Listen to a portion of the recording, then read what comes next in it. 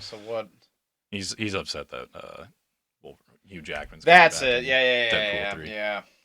I kind of read that and batted my eyes out because guess what? I don't care. Thank God. It's like he's back. Yes. Sad is normally.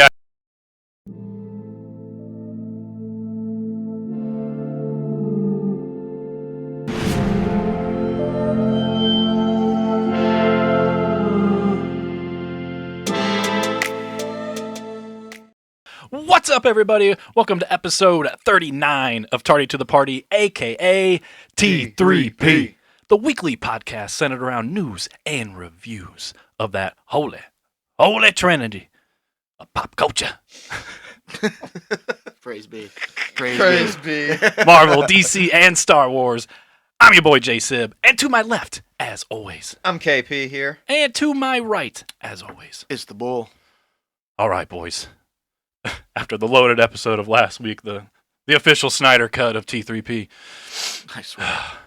Got a little lax week this week. Yeah, very much probably so. not as long. I got a We keep saying that. Though. decent amount of news. I don't really. Yeah, I got some news, but it's more just the review of what dropped. Yeah, so eventually on the show, I'll have a review for Secret Invasion, a review for Green Lantern Earth 1, Volume 1, and I think that's it, correct, for the reviews this week? I mean, I can hold my reviews on the comic runs that I'm reading that are outside that. Oh, unless you wanted to talk about Ultimate Invasion, too. I mean, I do, since you apparently watched a video on it.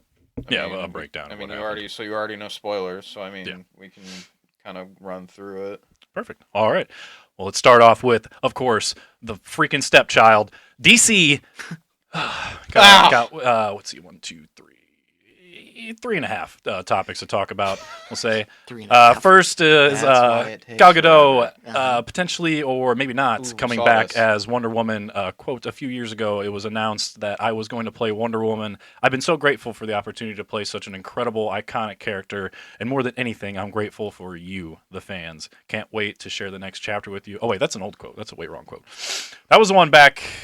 Was it December of 2022, and then that was before everything got like Wonder Woman 3 got canceled again. There is some other quote which I thought that's. What I was gonna say. But I thought I saw this something too. about her wanting to be more empowered to find like more roles or more interesting roles that like interest her. But then a few days after that, anyway, because everyone was like, "Oh, she is actually done." Quote, in talking to Entertainment Tonight, Gal Gadot claimed that, quote, things are being worked behind the scenes, and once the right moment arrives, you'll know about it. Exactly. End quote. Yeah. I saw, so that's what I saw. And I take that as she ain't going anywhere. Right.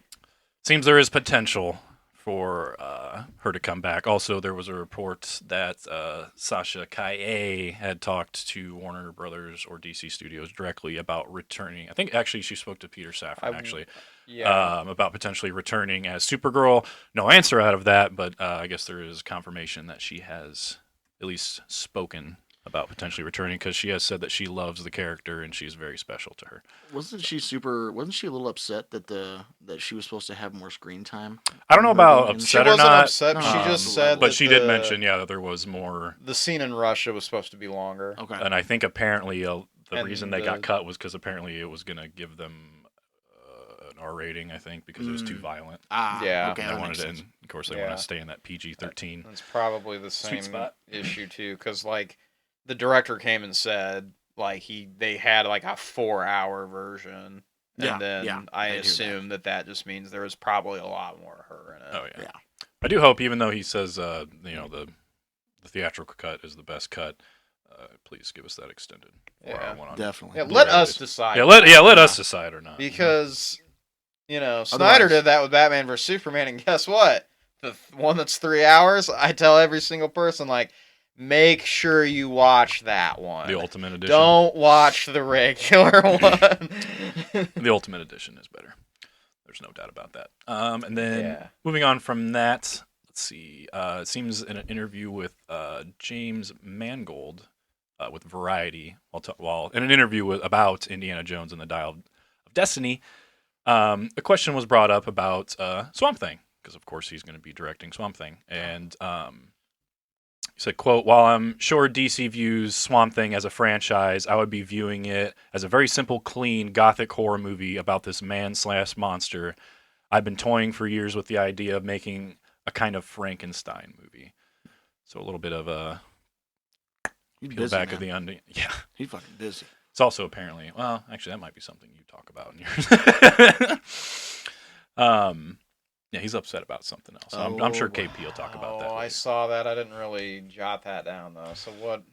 He's upset that Hugh Jackman's That's it. Yeah. Deadpool 3. Yeah, I kind of read that and batted my eyes out because guess what? I don't care. Thank God. It's like, oh, he's back. Yeah. Sad is normally I would agree with him, but it's the fact that it's Deadpool 3. I'm kind of like, just sorry, James, love you, but this is the one project where we're going to be like, we don't care. We're glad he's back. Yeah. It was a perfect ending, James. Right. Perfect ending, but yeah. we need him for this. Mm-hmm. And then to the bad news. Oh yeah. The Flash, the box office numbers, despite it being what I thought a good movie. Yeah. Of course, on the DC shill, so whatever. The first domestic numbers, I think, was $55 million opening weekend. I think it was around 160 worldwide, so not very good at all. The unmitigated disaster, they called it. Yeah, and then the massive decline kept going as now The Flash is facing the biggest second weekend box office drop-off in DC history with a 72.5%, beating out the previous record of 71.5%, which was set by the Suicide Squad, James Gunn's Suicide Squad, during the height of the pandemic. So, yeah. Saw a tweet about this where a guy was saying, I just don't get it about this movie. And people basically summed it up to, it's got to just be the general public just has an apathetic feeling towards a DCEU movie at this point. I mean, I'm sure there's part of that. It also doesn't help that half of our fan base on Twitter likes to just post leaked, still weird GIFs that are very well timed where the CGI doesn't look good and they constantly just keep sharing it around social media. I'm sure that deters a lot of people from wanting to go because there's this movie looks like shit. Which granted, it doesn't. There are spots where it doesn't look great, but I don't think that deters a story from being good. Marvel has, because I was about to say Marvel has plenty of those issues as well, and it doesn't bug me as much. And more recently too. It shouldn't tank a movie either. I mean, come on. Well, and Marvel's had those issues more recently too, and it's so why does the general public not bat an eye? And it's they get to have the excuse of well, they're stretched too thin. Look at all this crap they're working on. It's well, these VFX studios are third party. Yeah. It's they work for both companies. They work for all of them. It's not just we only work and are contracted with Disney. So it's maybe that's what needs to get through the heads of people is these visual effects studios are not just with one studio. I don't know. Well, and what we just recently talked about with how all the issues with those production companies and the VFX companies that were so backed up and overloaded, it's causing everything to get pushed back. Right. And it's all happening around the same time, and we're seeing a lot of the same issues in same movies. Poorly shot snippets that it's just blatantly obvious in your face. Yeah. But it shouldn't tank. And again, the we've said too with Flash is the CGI was the way that it was on purpose. Okay, you don't like it, fine, whatever, but it doesn't ruin the movie. Right. Right. The movie's actually, like I said, I think it's very well done because of how they writ the character progressions in it, and I thought it was a great movie, but people just don't care. So I don't know how you feel on it, Jay, but I just feel like it's majority of just the general public just has an apathetic feeling towards looking at it, and it doesn't help either that the other side of it too is you've got people that were initially like me that know that since James Gunn is resetting the whole thing anyway, you probably have still that generic feeling of well, why do I really care to go spend money and see it? I can just wait because it's not going to matter anyway. 100%. So that's kind of what my thought was. Yeah. And there's definitely a portion of the audience that feels that way too. There's so many things. Of course, there was the the controversy of when it like first started. Like it had mixed feelings even when this universe started with Snyder. I think some people have come around to like it more than they did in the past. You still got the haters, but then then there was the fallout of Justice League and Snyder fans being angry at Warner Brothers because of how they treated Snyder. Got a little bit of good faith back when we got the Snyder cut back, but then he's gone. Then we have the stuff with Henry Cavill coming back, announcing a video that he's back as Superman. Everyone being like, okay, there's a little light at the end of the tunnel. May not be the Snyderverse back, but we still have our Snyder characters coming back. And then 2 months later, it's announced that James Gunn's taking over. See you later, Henry Cavill. We're rebooting everything, which I think was a huge misstep in a way. As much as I was excited to hear what the future of DC was, I feel like it was a mistake in the long run because a lot of people now are just like, well, what do I care about these movies? And like if you are a fan, you're like, my universe is ending, so I'm boycotting this shit. And if not, if you're just a general fan anyway, you're just like, well, if it's gonna reboot, I'm not gonna spend the money. I'll just wait until it streams and then I'll watch it then, and then I'll get invested maybe when it's rebooted. I mean, going to the movies is well. I mean, I do go to IMAX, but it can't be that much more expensive. But it's already like it's just expensive. I mean, I'll admit on here because I really just don't care. I mean, whatever, that I go alone. And but best way to go to the movies, honestly. If you really want to pay attention and be zoned into everything. Yeah. I suggest you all the time. I go alone. So IMAX, my ticket is $15, and then if I want to drink and like nachos or popcorn, that's like another $10 or $15. I'm just like shit. Like I'm not even on a date, and just up $30 on myself then, and you're paying so for two I can every time. So it is kind of understandable when you have that mentality of like, yeah, I can wait. Yeah, that's true. I think it doesn't help either too with the whole I can wait crowd because look how fast Shazam got thrown onto Max. Oh yeah. So that's the other thing is people are probably like, oh well, fuck it, it'll probably tank and they'll just throw it up on streaming in a month anyway. Dude, my dad, it's notorious for the when it comes out on like the in-home ticket and it's like $20. Like when you go to stream it and it's like just right out of the theaters. He's like notorious for just buying the digital only copy. Right. Or he waits until it gets down to that $5 mark. He keeps it in his favorites and waits until it becomes dirt cheap. And I think that's it. And I'm like, I mean, why not? But that's what people are doing now. They don't care about the cinematic experience as much as they used to. No, they don't. And that used to be a thing, sitting down with your popcorn and your drink, and it was something, but not anymore. So here's just kind of a sign of like probably as much as I love the Snyderverse, probably need a reboot. Let's just look at some numbers here. And this is just opening weekends. This isn't even like final box office numbers because it gets even worse. Opening weekends. The top 10 for the DCEU. Number 1, Batman v Superman, 166 million. Suicide Squad, the first one, 133.7 million. Man of Steel, 116.6 million. The first Wonder Woman, 103.3. Justice League, aka the Justice League, the bastard child, 93.8. Aquaman, 67.9, which eventually went on to make $1 billion. The only DCEU project to make $1 billion. I would say they fucking China loved that movie. Yeah, internationally that movie did work. Yeah. Black Adam, 67 million. The Flash, 55 million. Shazam, the first one, 53.5, and Birds of Prey, 33 million. I don't even have a problem with Birds of Prey, but I will admit I always forget that exists. The number 10 opening weekend for the MCU, 174.1 million, which is Iron Man 3. The top opening box office weekend for the DCEU doesn't even crack the top 10 for the MCU. And for complete like finished box office worldwide, Aquaman was our top one. It was the only one to go over $1 billion, and it barely cracks the top 10 of MCU at number 9.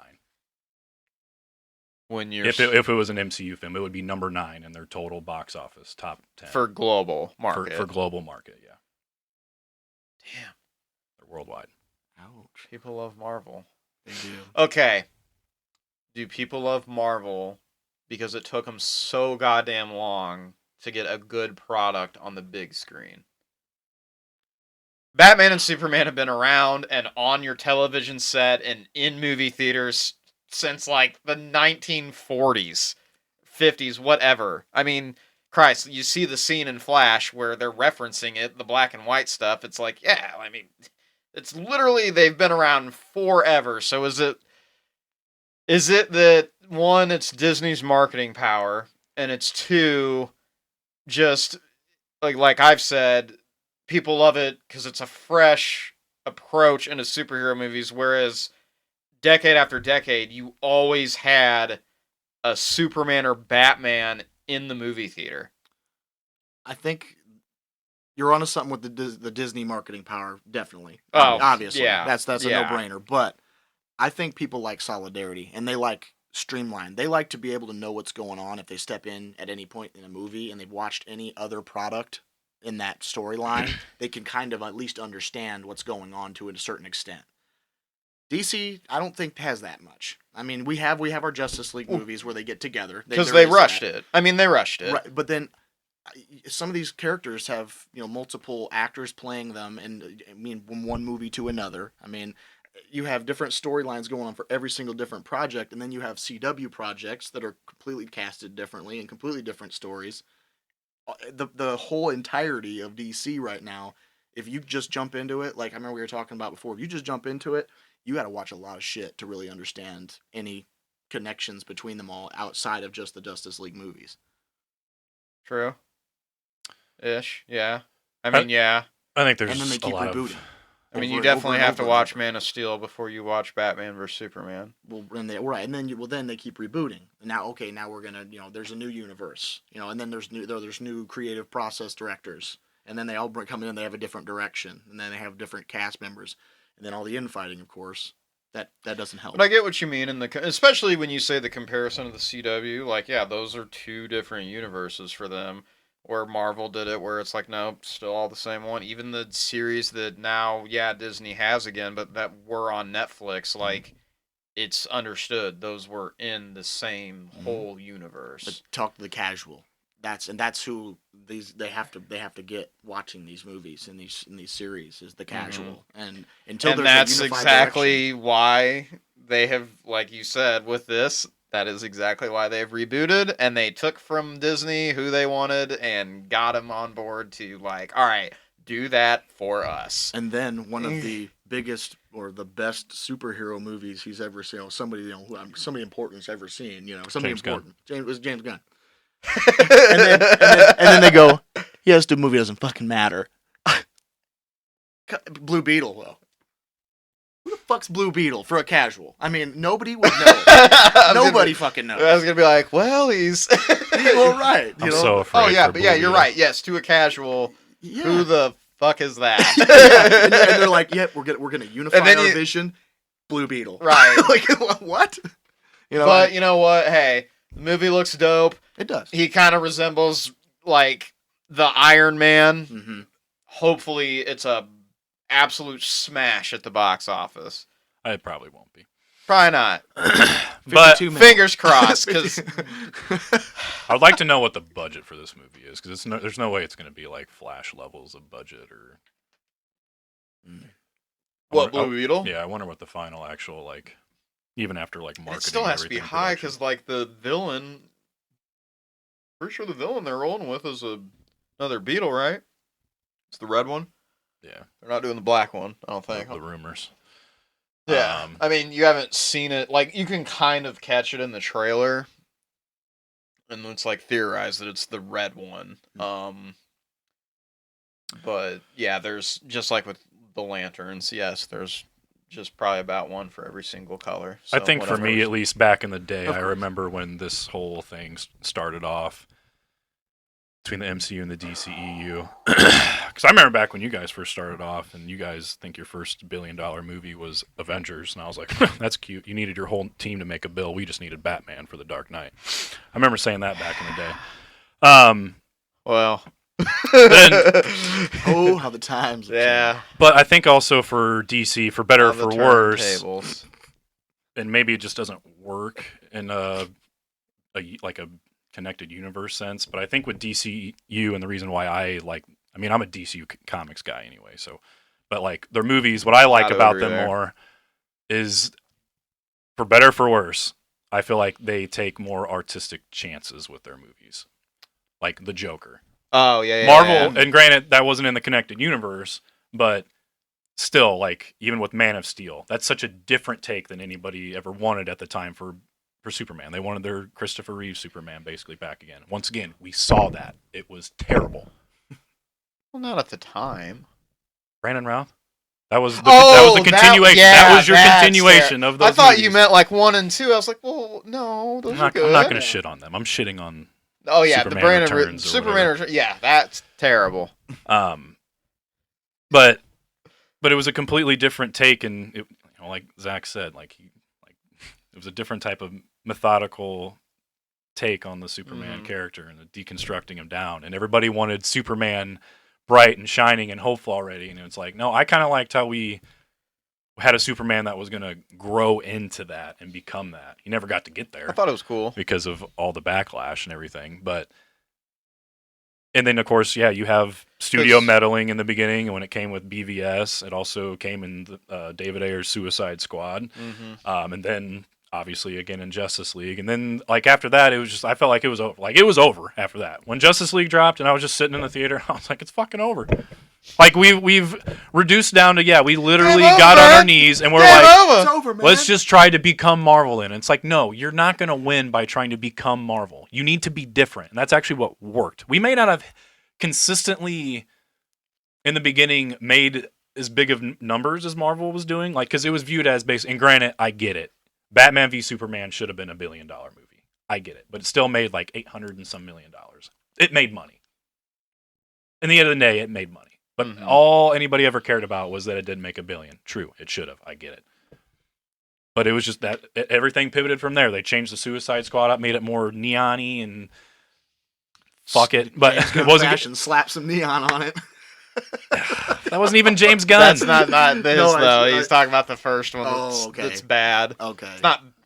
It's bad. It's okay. It's okay. I will say, really, the only thing in it that I just hate is the absolute cheesiness that they did with Enchantress.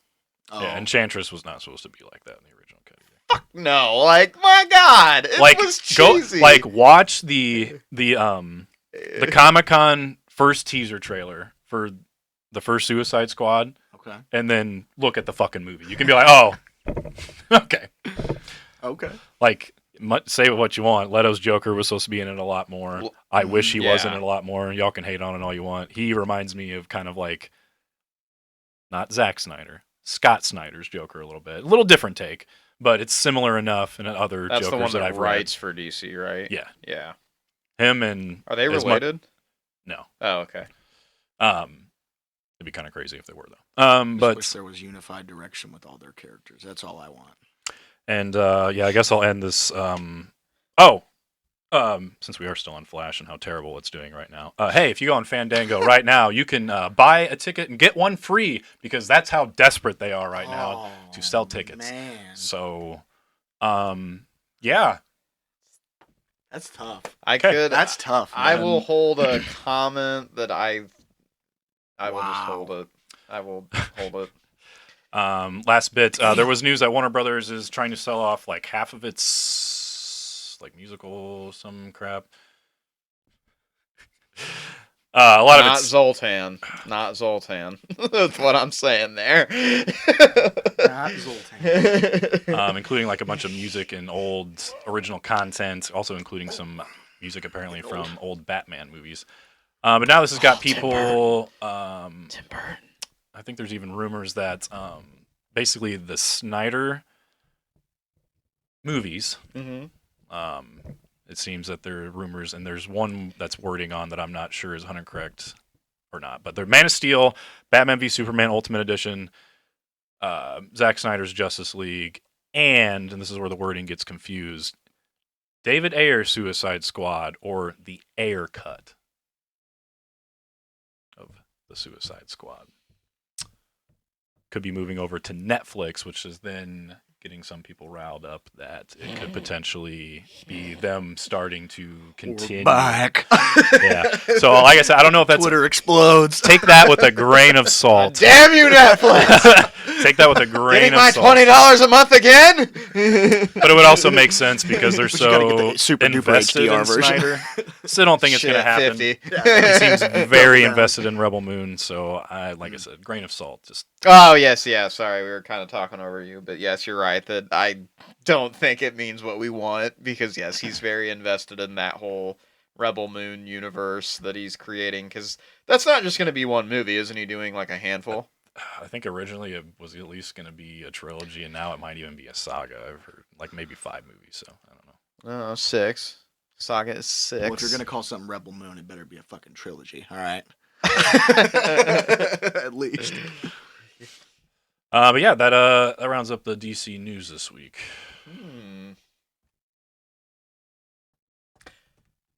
Marvel. Both of them. Because fuck it. Because we kind of stole the name.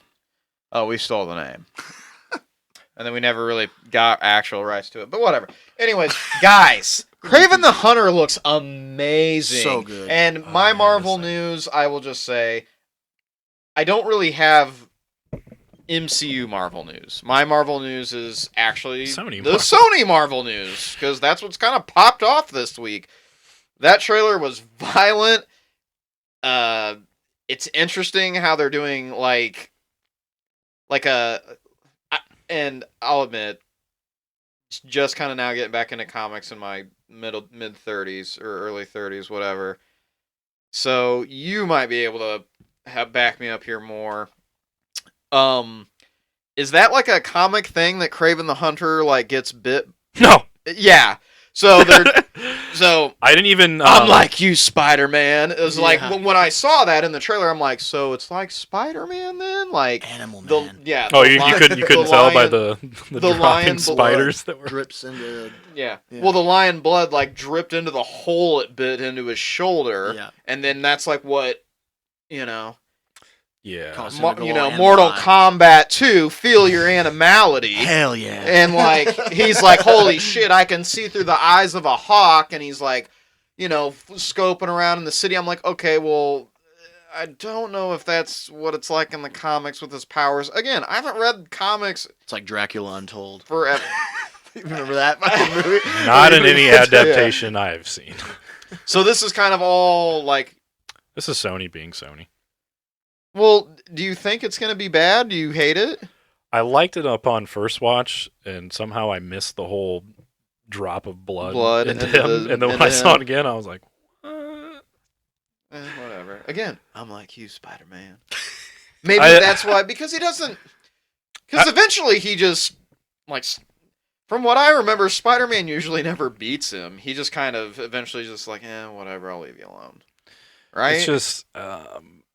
Because again, this is and the trailer did show how it's they're fully on investing, just calling him a villain. They're just villain origin story. But he's not. But that's the thing, is he's just how they've changed Venom over the years. He actually originally kind of always was more just anti-hero. He's just he doesn't like bad people. But he's like the Punisher. He's like the Punisher, where he's like, I also don't give a shit, though, if I straight up murder them. And at least this movie's embracing that part of it, because, action-wise, this looks like something straight up out of the 80s, and I'm all for it. It looks fucking good. I will say so when I first watched it, I was kind of hype. I was like, cool, we get a rated R superhero movie. I'm always down for those. Man. Love the violence. But then when I watched it again, I saw the fucking blood drop. I was like, well, that's just kind of turned. That's a little silly. That's a little classic Sony, but whatever. I enjoyed the Amazing Spider-Man movies enough. I can get over it. Right. You are right. That is. But then when he started hopping around and jumping, I was like, oh, now I'm getting Morbius vibes, and that's not good. Well, I'm hoping I feel differently when I'm actually in there and watching it. And the other thing is he's supposed to be a hunter. He's supposed to hunt the animals, and they kind of turned him into he's and whatever. I love animals. He's whatever. Frank Castle. But now he's like animals. So that's a little Frank different and weird. I'm just confused. Like, is he actually a villain? Like, you guys kind of like sold this as this going to be like a villain movie. He seems like an anti-hero, which is whatever. Well, again, I imagine, and that's ended up what you walk out of the theater from is like, he's actually an anti-hero anyway. Like, yeah, he kills bad people. Like, but yeah, you shouldn't kill him because you shouldn't. But at the same time, like, those people deserved it. And, What? Dude, it has Russell Crowe. You guys like go, John buddy. Moral compass. Let's go. We stole your Jor-El. Get over it. We got Russell Crowe. Russell fucking Crowe. In another universe. So this universe is definitely separate from the MCU because Russell Crowe can't be his dad and Zeus at the same damn time. He's just fighting around the world, man. Looks good. Yeah. The end of the trailer. No reference there. No reference. I was waiting. Nothing. I was trying to ignore it as much as possible. It turns out I can't actually kill cancer. But I'm going to fight someone that has it. That's so good.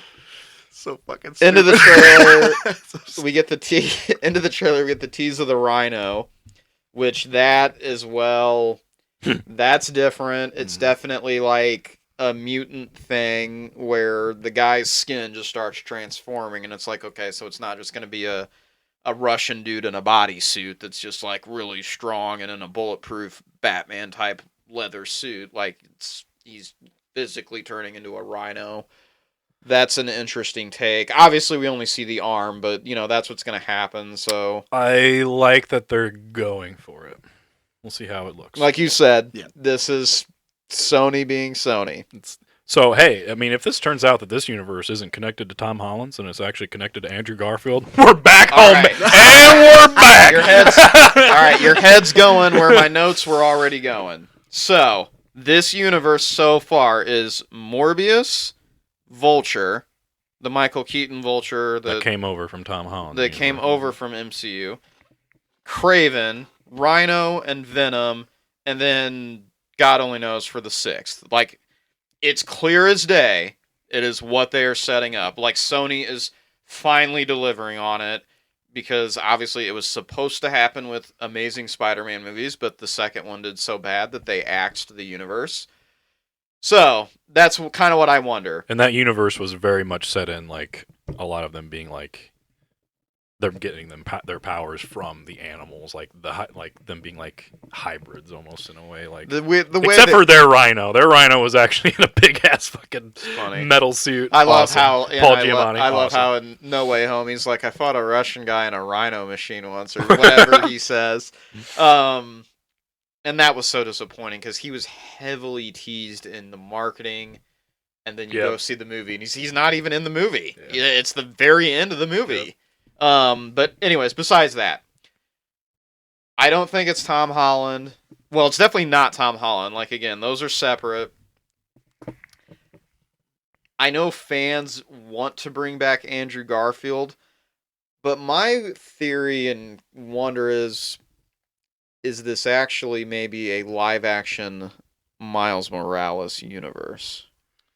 That would be sweet. It could be. Because I think they do want to make that character live action and the Gwen live action. I've seen that a lot. And it very much could be because in Venom, they flat out say how Eddie Brock came from New York. And they never bring up about like Spider-Man or anything. Mm-hmm. And like if you saw Across the Spider-Verse, it's like that universe doesn't have a Spider-Man. So, or like your Spider-Man in your universe. Like I'm just really trying to theorize here that, like, if they don't actually bring back Garfield. Toby's too old, they can't do him. Right. And it wouldn't make sense anyway, and I don't think people would like that. Because I'd say Garfield would fit more in that universe. Just because his movies would set up this universe in a way, too, in a lot of ways. There'd probably be some retconning you'd have to do a little bit, but... For the most part, it lines up, I think. I think Garfield... At least the science behind it all. Garfield can work because these are all villains that they haven't ever done before for Garfield's universe. So, like, the first one is Lizard, then the second one is Electro and Green Goblin. Mm-hmm. And then, like you said, yeah, like a guy in a Rhino machine. So Rhino's character could be a little retconned, but I mean, it could be Garfield's universe. But I also would think that it'd be interesting maybe if we get this new trying Rhino. I wonder if he like calls the Paul Giamatti one like an imposter or something like that.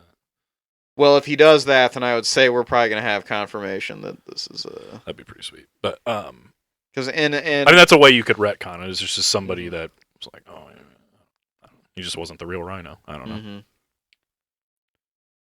Unless there are multiple Rhinos in the comics, maybe. I don't know. I don't know if maybe some other name takes it on eventually. I have Probably no idea. not. I don't know that much about the Rhino in the comics. And speaking of that universe, though, another thing too is that Mercia Today, they reported about how in I'm probably horribly abusing this because I don't know how to speak Spanish. Western Spanish. Spanish. Cartagena in Los Metios, Spain. So basically, like, it's supposed to be kind of hush-hush that they're starting production on Venom 3, and they're going to start filming, well, now this week, because we're recording on Sunday.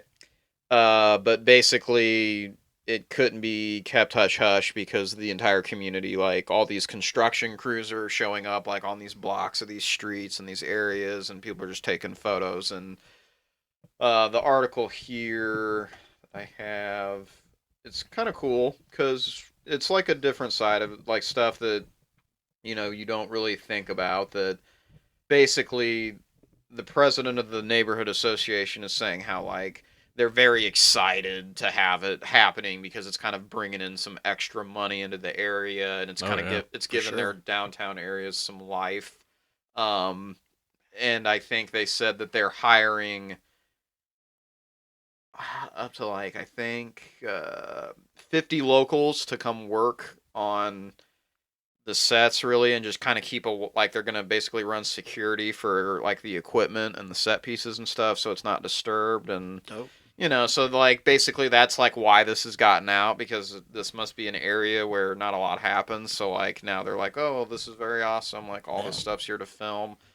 So there's a news update that Venom 3 is going into its production.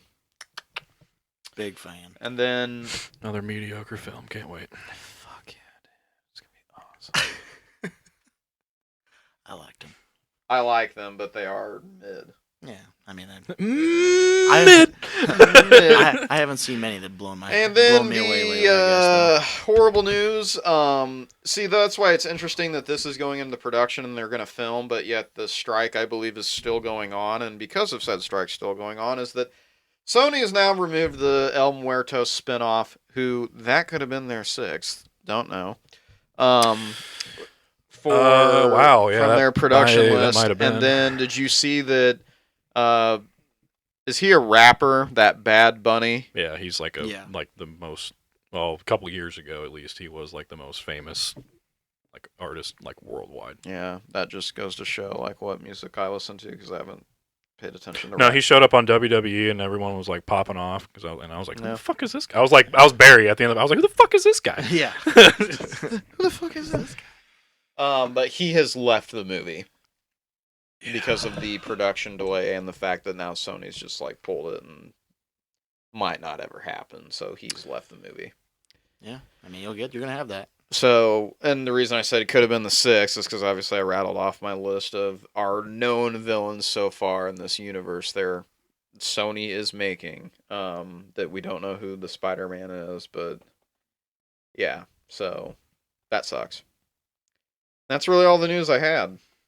Did you get to look into the Jonathan Major stuff? No, and I'm glad you've brought it back up again. I was thinking about asking you where you saw that because I didn't really see it on the website that I use to kind of go and grab my news, or at least I glance over to look at my news. And I'll fully admit too, I kind of just straight up forgot to Google that this morning and kind of look into it.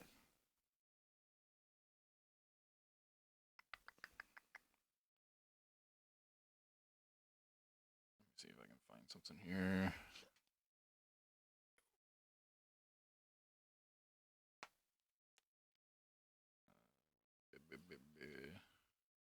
So I kind of watched a news video update on it.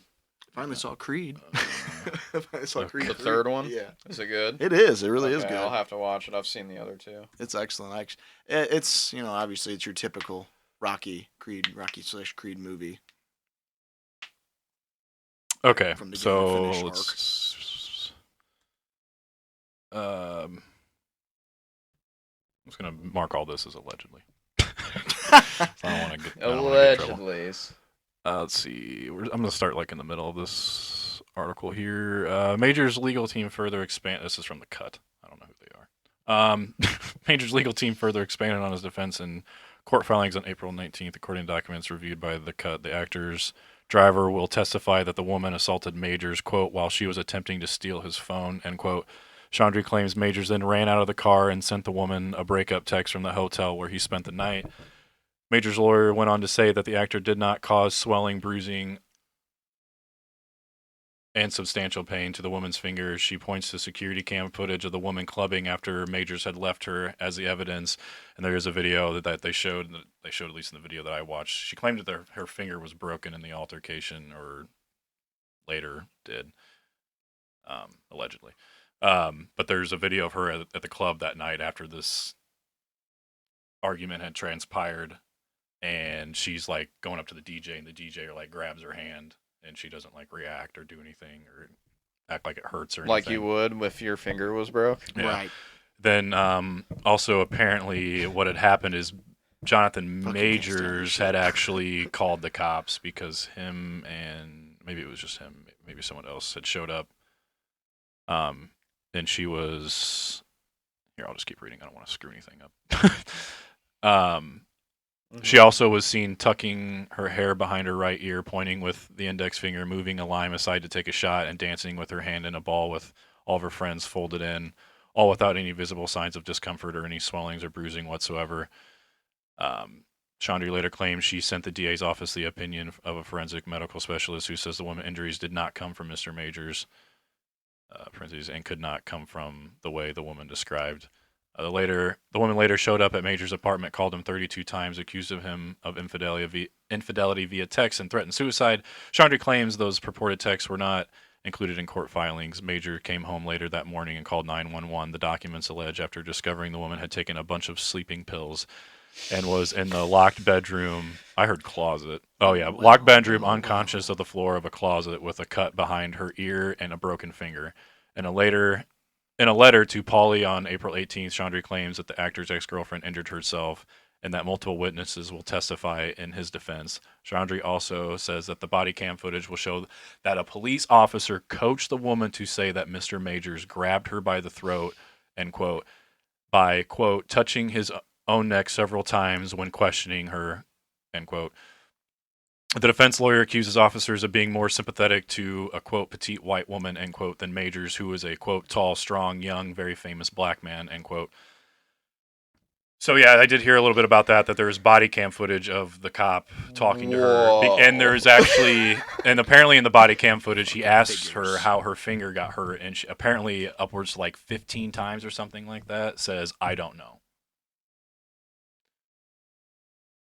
So it sounds like that the cop, allegedly there's footage of the cop trying to coach her into accusing Majors. So this all has gotten. So apparently the lawyers did have that evidence, okay? Hey, South Park. Hey, South Park's the new Simpsons. They're too rich and famous. Gotta take them out. Jesus. Oh, dude, that's crazy. I mean, that's nuts. Come on now. I don't know that part with that's nuts, dude. I mean, if this camera footage surfaces, oh, it's gonna be bad. Oh, meltdown city all over again. So that's crazy. And apparently, this is why Jonathan Majors has been so adamant about getting to these hearings, because he really wants to clear his name, and he's I guess sick of his career basically being in limbo. And this is the problem with all this shit. This is the problem. Which obviously makes sense if you are, you can say whatever you want and ruin someone's entire life. I mean, that's just insane. I mean, wow. I feel you, but I won't lie. I don't want to get like in a triggered state myself and also go on a huge rant about it. Well, don't rant. You just gotta. But yeah, you're right. So hopefully, I'll just say, reading all that, or you reading all that, me listening to it is more accurate actually. Yeah, that's a huge and kind of sounds like yeah, they're just out to get him.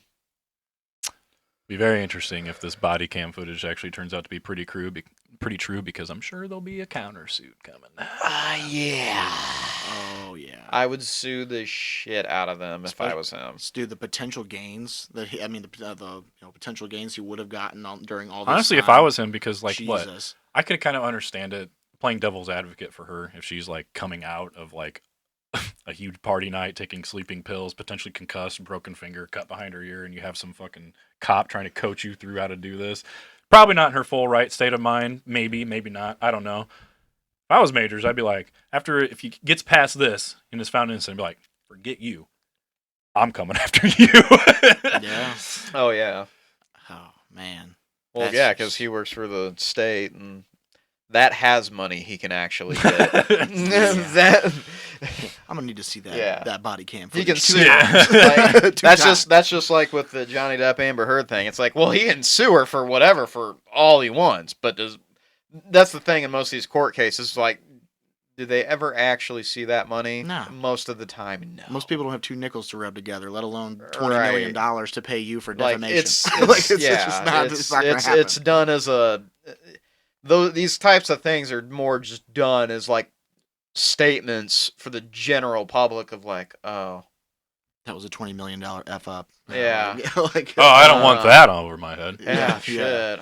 I'm gonna owe that. Because even if you can't pay that, obviously all at once, you're going to be paying that or trying to pay that off for the rest of your life. That is. It's true. I mean, yes, even though you can't pay it, that doesn't mean it just goes away. Right. Yeah, they make you pay what you can afford. To the federal government. This is how student loans generally work now. They're always there, but most people don't fucking pay them, and they just have them forever. I mean, it's true. Yep. Or like me and you work for a body that has public service on it, and I just gotta, pay on it for 10 years, and then it's expunged. Right. Hell yes. Yeah, I thought. Yes. I just thought though when that dropped this week, I was like, wild.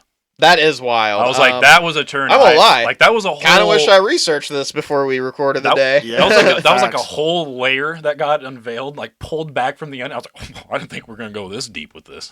I didn't realize that turn was gonna come in there.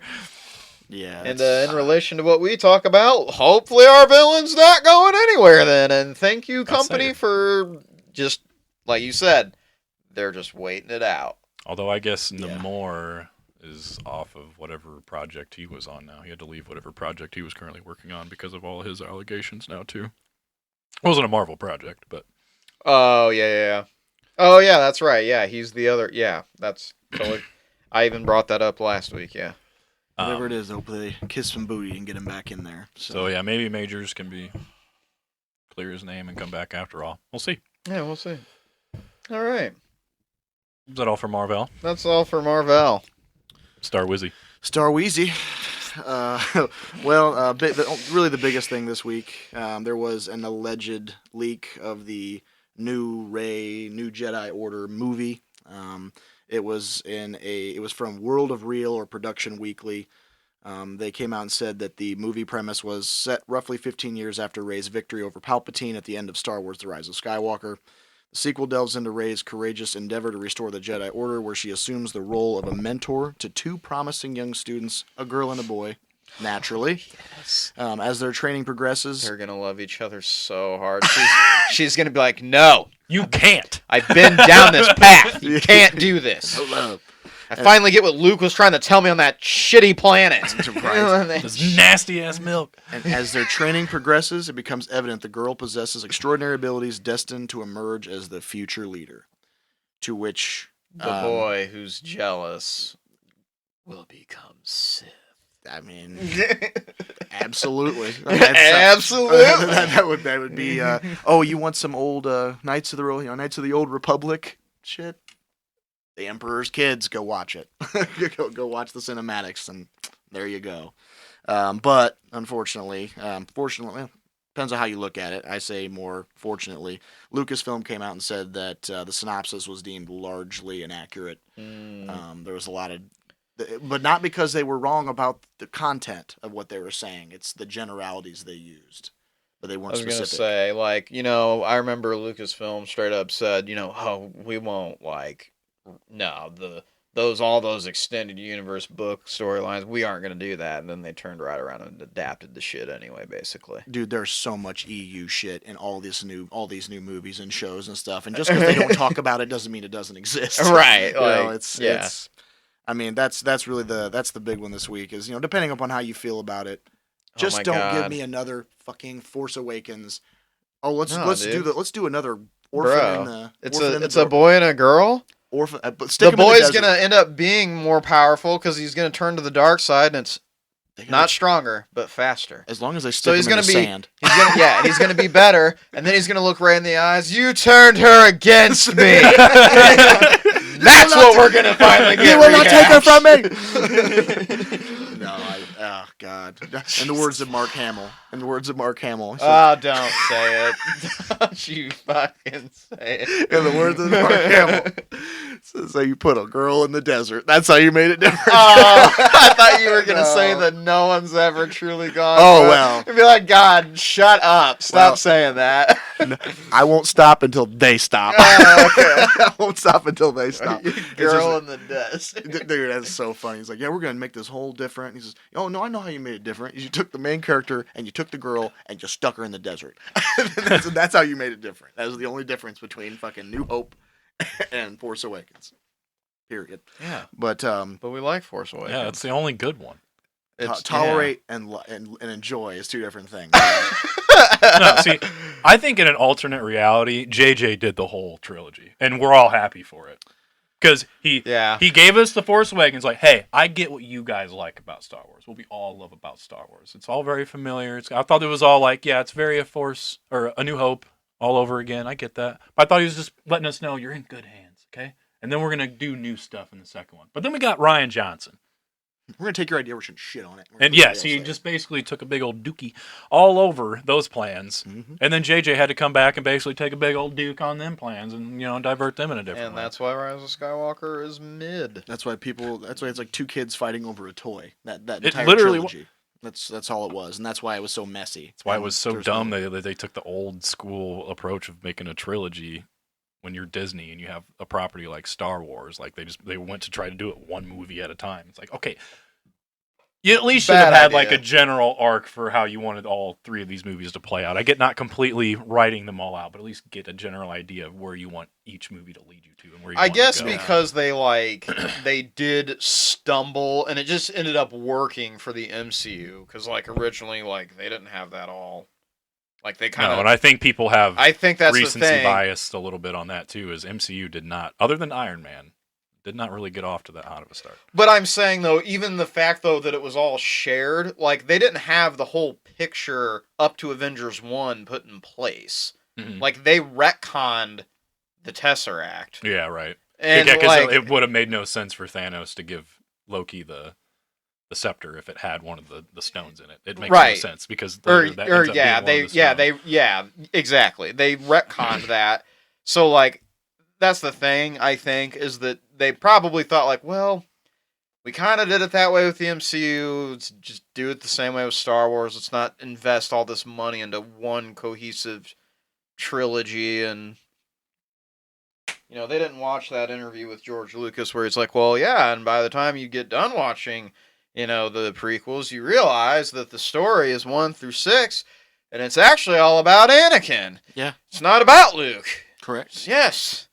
That's why we love you. You sold it. God damn you. You sold out, and then we had to fucking suffer through that diarrhea of a trilogy. You were the chosen one. Yeah, you was the fucking chosen.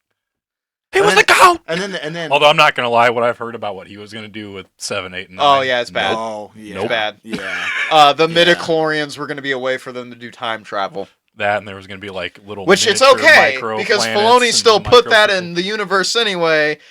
if you watch Rebels, and obviously and it's coming. And obviously Rebels is canon because Ahsoka's alive. And again, if you go watch it, you'll know what I'm talking about. And hey, in August, we're going to see a whole lot of live action time travel. I'm not sure travel actually, or we're going to see obviously the world between worlds. I think that we'll at least and for better or for worse, that's why Filoni is the new goat. Twice the goat. Right. He's the goat. But there was all those rumors.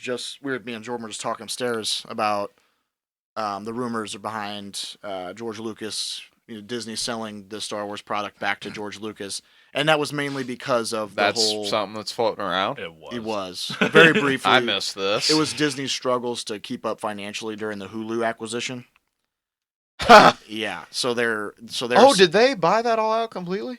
I don't know if it's happened yet, but I'm pretty sure they're basically going to be forced to. I figured because they only owned because I brought that up a while back some episodes. Yeah, we talked about it. Yeah, we talked about it where they only own 2/3, but it was looking like they're probably just gonna buy it all out completely. Yeah, and apparently that hardship. It's a lot of money. Even that 1/3 remaining they need, it's like a lot of money they need. And when you make a resort that doesn't sell for shit and you got to eat that. Let's overestimate everybody's ability to pay for this shit. I'm like, come on, dude. But if selling it back to Lucas would be funny because it's like, George would probably sit there and be like, well, I mean, I don't have all of that anymore. Well, right, and that's the thing. Would he even have that money? No. They probably have to sell it to him. It'd be a loss for them, ultimately. Right, and here's the thing. It's like, I would be okay if you sold a portion back to him with the ability for him to have more interaction with the creative process. But, I mean, for him to take it all back, bro, you sold it how many years ago? With the anticipation that you weren't going to be able to live through what you wanted to put out there, and now they're just talk about this. Obviously, they just went back to him like, "Hey, dude, look. It turns out you're still alive. How healthy are you? You're doing fine. You're fine. You want to buy? You want this back? Yeah. We fucked it up. Come on, you want it back? Yeah, come on. Yeah, buy this shit back for twice what we paid you for it.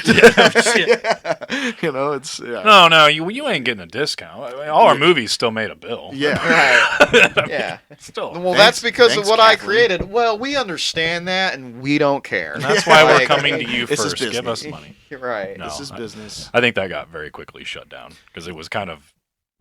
It was absurd everywhere. Anyway, I was like, "There's no fucking way." Yeah, it was everywhere for like flash in the pan, and then just gone. I'm like, okay. Damn. What?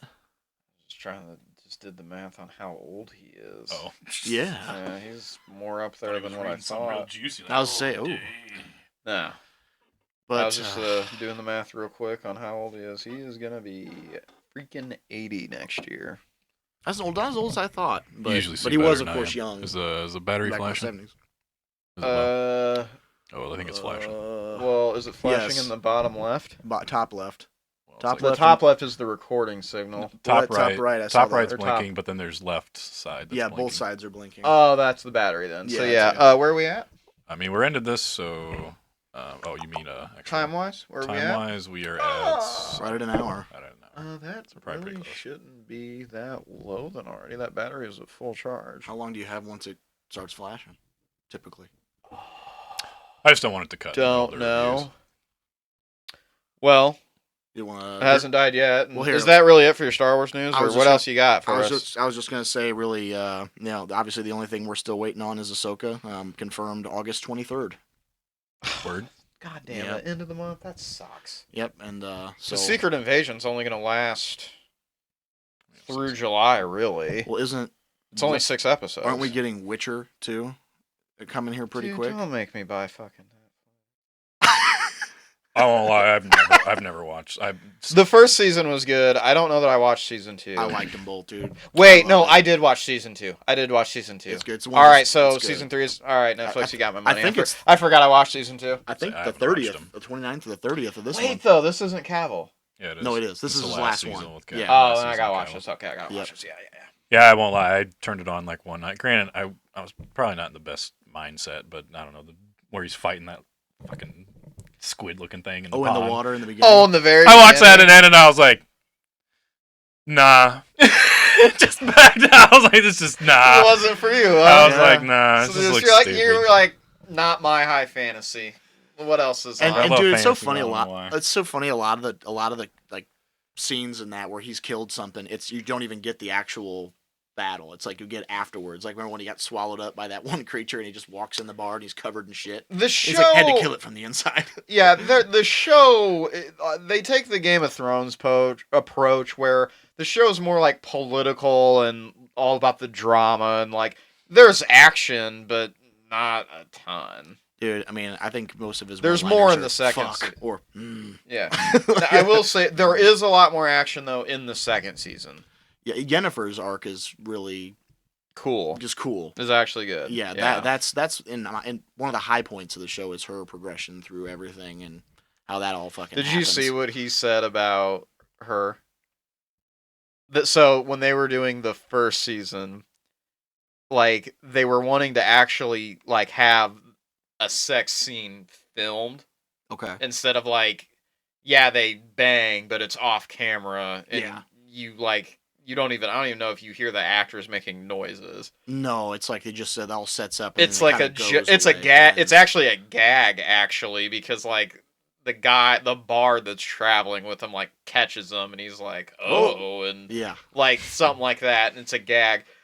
Apparently, the reasoning behind all that is because Cavill refused to film it because he basically was like, "No, that doesn't happen ever in the books or the games. I'm not doing that." Yet another part of creative people differences. like I saw memes where people were like, "Cavill was like, it's not canon.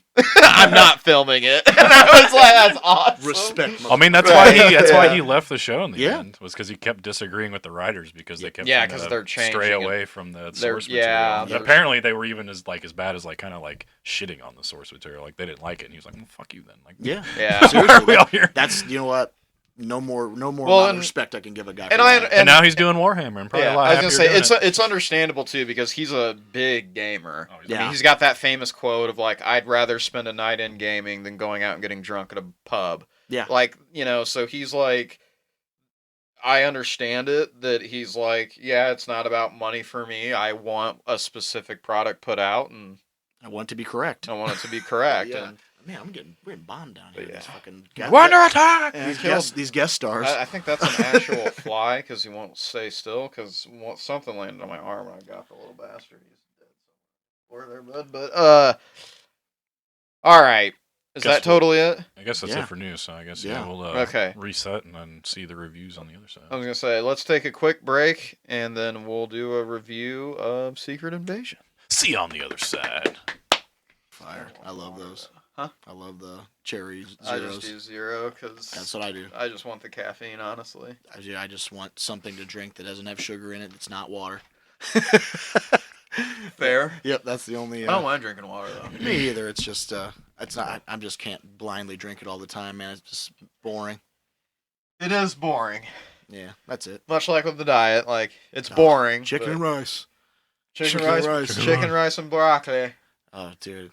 I got back on my diet like and then at night is like and then at night I do like I said like the fish and like carrots or something. Dude, it's like when you're at a restaurant with your friends or something because like Friday I went, still on vacation. I was like I'm going to get back on my diet. I was like can I just do like chicken and rice? Is that an option? Cuz you see like everything on their menu they have all these fillets of fish and all these other stuff. And then they have rice with other entrees. But if you ask for just chicken and rice, they look at you like you're a psychopath. I know. That's like... It's tough, man. And, like, I get it, too. Like, trying to be super strict with it and how, like, all these, like, influencer bodybuilders are, like,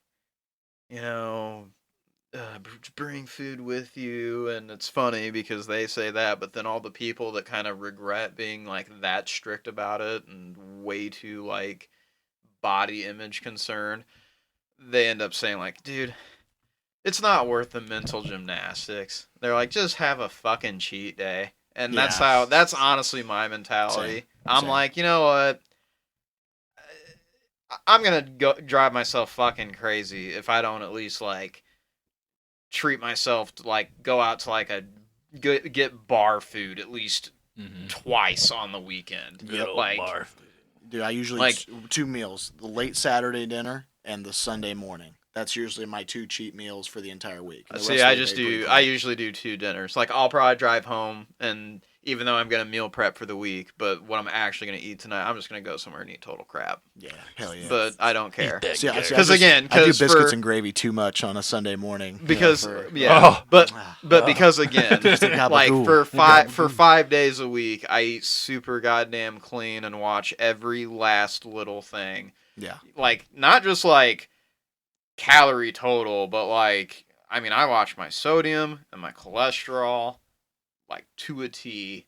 Damn. To make sure, like I don't like, holy shit, I didn't realize eggs, goddamn, full of cholesterol. Yes. Didn't realize that. Yeah. Now I kind of started understanding why people are like, yeah, that's why I take the yolk out and whites only. It was like the joke about eggs, and I'm like, well, after seeing the number, when you actually look at it, it's like, oh, that makes a lot of sense. Pro tip. Empty water bottle. That's how you suck the yolk out to keep the egg white in the pan, and then you can just put the cap back on, and you've got a bunch of egg yolks to where if you need extra fats, squeeze them out into the pan and cook them by themselves. But again, that's all that cholesterol. But you need some. You need some. Yeah. Maybe you can't completely cut fats out, you know. And if you're gonna get fats, I would rather get them from there than, you know, the fucking saturated, really dirty, nasty fats that you're getting. I mean, you get a lot of cholesterol. So, yes, that's the third one, the saturated fat. Yeah, it's like just. And what's funny is, like, Googling this shit takes, like, no time. Yeah. Like, literally takes no time. And they're just like, yeah, you shouldn't have this much of your diet should not be, like, in saturated fat. And it's, like, over, like, 10% of the calories you eat should not be saturated fat count. And it ends up coming out to being, like, so many, like 22 grams of saturated fat is essentially what it is on like a male's 2,600 calorie diet or some shit. Yeah, and those are all general based off activity levels too. Right, you know? And I just sat there, so I started looking at that one too, and I'm just like, oh.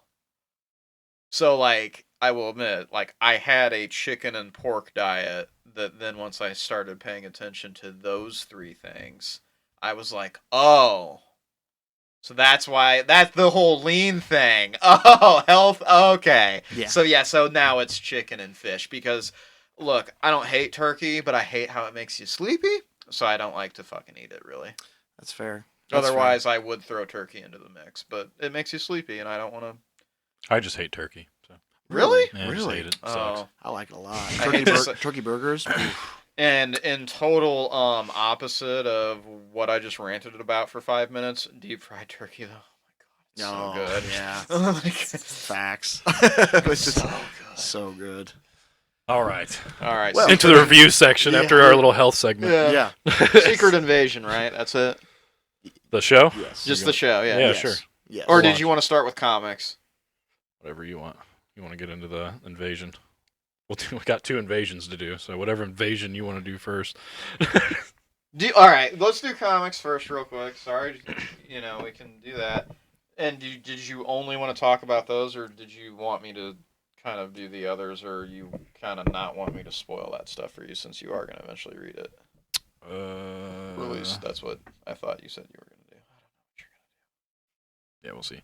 I would say, let's just talk about the Green Lantern Earth 1 and Ultimate Invasion. And you got to educate me because these I'm not going to be able to keep up with. I don't have the time for it for real. So you just kind of have to keep me educated on these while you read them. I'm going to be along the ride, but I just got no fucking time.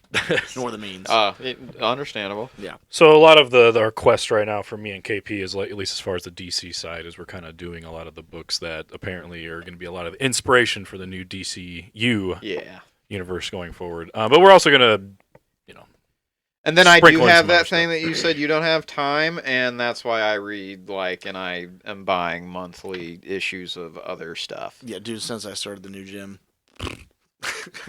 All the free time that I once had. Dude, I'm a psycho. I wake up at 5:30 in the morning and just do my, 10 minutes of treadmill and then go right into lifting in the morning. Yeah. And it's actually nice, because then at the end of the day after work, I go home, do whatever the fuck I want. The gym for me should be in the morning, but the classes I do, the BJJ classes. Yeah. So those are scheduled times, so I have to kind of work around that. And you keep saying that, and I need to find something around Bloomington to take. It's dope. Something to do. It's dope.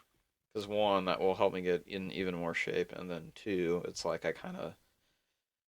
It's always for that. It's always good to know until how to put your hands on somebody yeah. and do damage if you need to. Yeah. You know, that's always something. Until I'm sure one of my knees just explodes. I can see that happen to me. Green Lantern Earth 1 Bull is about basically. So all the Earth 1 lines are basically retellings of like origin stories of our beloved heroes as we know them. Usually there's like differences, like it's been a while since I've read Batman Earth 1, but like one off the top of my head is in Batman Earth 1. Alfred is a little different. He is like a certified grade A badass that used to work for the Navy, and he's actually the one that trains Bruce how to become Batman. So there's things like that are different. So several, and these I actually kind of wrote down the ones that I found as I was reading it. I don't know if I missed any or not. Green Lantern? Yeah, for Green Lantern. Well, so, yeah. So basically it opens up historically Hal Jordan has been a pilot, like for planes. But now he is an astronaut in space working for Ferris Galactic, which normally the airfield is Ferris Galactic, which is Carol Ferris, which is his love interest, blah, blah, blah. Yeah. So he's an astronaut that used to work for NASA, but now, I don't know, they never really, I don't think, got too deep in it. If Ferris Galaxy just absorbed NASA or what, they don't really get deep into it, but it's essentially like NASA was around, but then they got absorbed into like this Ferris Galactic thing, or so they're out trying to mine or find something. It seems like they've ran out of time and they've missed their contracts. They're going to miss their payout, but they have to go home. Hal Jordan has no interest in going home. Apparently hasn't been home for 10 plus years, I think they said. It's been at least 10 years, he said, since he was back at home at Earth. Yeah. And they stumble last minute upon this ship. They go into it and they discover Abensur, which they did confirm later in the comic. I was like, it looks like him, but they don't actually confirm it, and then they did later. They find a lantern battery down there. His ring is on his finger still, the Green Lantern ring. And then there's also, they find what seems to be like a decommissioned Manhunter. Yeah. Which Manhunters, historically, normally in Green Lantern comics, were the original like Green Lantern Corps, but they kind of went mad and were so kind of obsessed with basically taking out crime. They overdid it and became more brutal, so that they came out with the Green Lantern Corps to try to stop them and be their new police force of the galaxy. You find out later that's not quite the case in this universe. Right. This universe is very different. Like, this universe is very, very different from traditional how Green Lantern is. So they stumble upon it. I think they finally radio back to their outpost that they need to come back. They move a little bit too much, and the ship starts to fall. His friend Volkov or something close to that. Sorry, I'm probably not remembering that name well. He ends up grabbing the battery and the ring and taking it with them. They get on the separate hangar from their main team, so it's just them two on it. And difference number 2, which gets elaborated, or not difference number 2, but another difference is Volkov takes the ring and actually is just able to use it. So it's also different in this universe, as the ring doesn't necessarily have to choose you. Yeah. Okay, anybody can pick up and wield a ring. Oh. Yeah, it's like, this universe, anyone can really wield a ring. Okay. And then I believe that once this character starts using it, the Manhunter like activates out of its sleep. Right? Yeah, it seems like that. Yeah, that was like the catalyst that like turns itself on, and it like recognizes to like destroy him for whatever reason. Because I think it just senses the activity, because it references later that Sur sacrificed himself to basically take out that Manhunter. So I think it was. Well, I think when it very first opens in the panels, you're reading the thing chasing Sur, right? I thought. In the very beginning? Yeah. Or does it straight up open with... I think it just opens with them. Yeah. Oh, okay. Maybe I could be wrong. That's the way I took it, at least when I read it. But I could be wrong though. Mm-hmm. But yeah, like you said, after he, his friend activates it, blows it. He's ignorant because he just ends up blasting a hole on the side of the hangar, and it just like explodes the ship. So he gone. But somehow Hal ends up near enough to the ring where it actually saves him in the green aura for a second because it's still got some power in the ring, so he's able to still breathe and survive. His team sees that. They start to send an emergency hangar over his way to get him.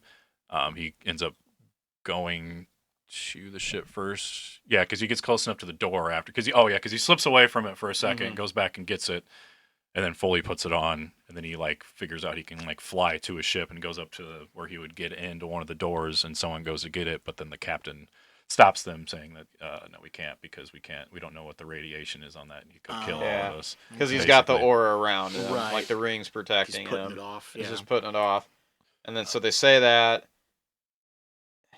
And I think that's when the Manhunter comes in and just kind of takes him out, and they get that fight.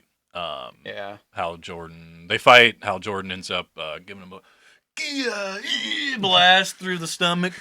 Yeah, took him out. That's awesome. But then, in doing that though, that took the rest of the charge out of his ring, so he ends up passing out and wakes up with our boy Kilowog. Yeah. Essentially, so Kilowog's got him on his own home planet, and when he wakes up, he's essentially like, "Where am I? Who are you? What is going on?" And Kilowog, creepy animals around. What are these creepy creatures around me? And Kilowog looks like a walking pig. So, an upright walking pig that's enormous. He's amazing. Yeah, he is amazing. So then he explains to Jordan how he's like, well, I sensed your rings like distress call and whatnot. See, I have one of these too. Yeah. He essentially, Kilowog reveals like, I've got a ring, and he's like, but I don't use it. And he explains how like, so then that gets into the discussion of like, where are the lanterns? So Kilowog doesn't really know why. But Green Lanterns basically aren't a thing in the universe, and they hide because the Manhunters are just basically running around the universe, and it's been said that the main power battery that's on the planet Oa has been destroyed. Yeah. So that's where. So now even if they do have their like little, batteries, but even fully charged on those, it's not as strong as if they had the one on planet Oa. Yeah, that's where they get most of their power. Also, I thought it was kind of a funny little switch of dynamic, too. Even though it kind of works out how it normally would, was when Kilowog looks at him and asks him to teach him. Because historically, normally, Kilowog is the one that... Yeah, Kilowog usually trains the one that trains him. Which he still kind of does in the end anyway. But it was kind of funny how he was just like asking Hal to teach him. And I was like, wait, that's not how this is supposed to go. Yeah, because again, like, he's never met another lantern. So then he finally goes and rescues one. And Kilowog's like, can you teach me? I think Hal Jordan says... like, all right, teach me how to use this thing. And then Kilowog goes, oh, I was kind of hoping you would be able to do that for me. So they're like, shit, we have these things and we don't even know how to use them. But he does kind of teach us how the basics of how to fly, I believe, at least get that, because that's, I think, all he really knows at that point. So the rules of this home planet that Kilowog lives on is nobody can leave and nobody can enter. Yeah. So Hal being there at all is a big no-no, and also apparently Kilowog it's a big no-no for him to use his Green Lantern ring. Yeah, his ring. So I kind of jumped over that. So because they do, then that basically alerts Manhunters to come to the planet. Yeah. And then like for Kilowog's planet, then like these other beings of his race are like, you led this all here, and like, don't they figure out somehow that he has Hal? Yeah, because they saw him out the window flying. Oh, yeah, I was going to say, because they're just flying around, right? Yeah, they were just, that's when they caught him. And then, when they go to confront them about it, that's when the Manhunters start attacking. Yeah. Eventually, they get kind of over-swarmed. Kilowog about dies. Hal Jordan saves him and flies him out through space into another planet. Yeah, like way out. I think he kind of... He didn't know how to get back. On an adrenaline rush, and then they get all the way out here, and they're like, "Where are we?" And he's like, "I don't really understand how we got out here." He's like, "I don't know how to get back to your planet." yeah. Like they go, it's understood they go really far, and he's like, "I have no idea how to get back to your planet." And which is Kilowog acts like he's gonna take off because he feels like feels like he's disgraced him because he's made a coward of him. Because he'd rather die. Because the Manhunters straight up attack his planet, so then his species are fighting the Manhunters. So the Kilowog's like, "You made me look like a deserter." And then, that's when they start to. Kilowog acts like he's going to leave, but then he comes back real quick. And they decide they're going to go look for more lanterns to team up together. They do that for a little bit. They run into a few. They run around for a while. What's the female's name? She's like the big one. Isn't she the first one they run into? I think so too. She's like on a planet of her own, and she kind of like captures them, or kind of corners them with her whole like army, and is just like, "Get the fuck out! Yeah. I don't care about your Lantern Corps or anything. Like, get the fuck out of here." And she actually knows how to like wield her ring, too, like very, very well. And like she like whoops their ass real quick, and she tells them, she's like, "Get the fuck out of here." Oh, and then they run into the one. Planet where her husband died, and she acted like she didn't know where the ring was, but then after they left, is she the one that actually tells them the story of what happened? Yeah, because she's the one that was like, I can tell you the story because I actually lived through it. They eventually run into someone who's like, "I lived through this." Person says it was their husband, and this is like what happened, and essentially she gives them the background of like, the Guardians made the lanterns with the power, they harnessed the power of will in the universe with green energy, made the big central battery on Oa, and then they had these lanterns just running around like being space cops. That's what they are. Yep. So like that was going on forever. And then basically her story goes that the Guardians decide that the Green Lanterns, I guess, have too much authority. Is the gist something of it. About like basically they got like too big and too diverse and so then the Guardians make the Manhunters to go and kill all the Lanterns, which essentially is a flip flop of what it's a flip opposite. It is a counter opposite.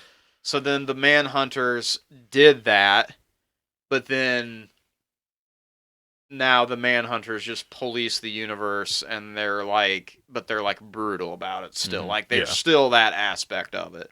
Like their intelligence grew because they're like the Manhunters are AI. They're not just like a program or controlled robots. So less of the mortal compass than the Lanterns would have. Mm-hmm. Yes. Yeah. So that's why like all these other Lanterns are like in hiding because. Like, Kilowog was in hiding because, like, they don't want to draw the attention of Manhunters. Because Manhunters basically recognize the energy signature, and then they'll flock to wherever it's coming from. Got it. So, yeah.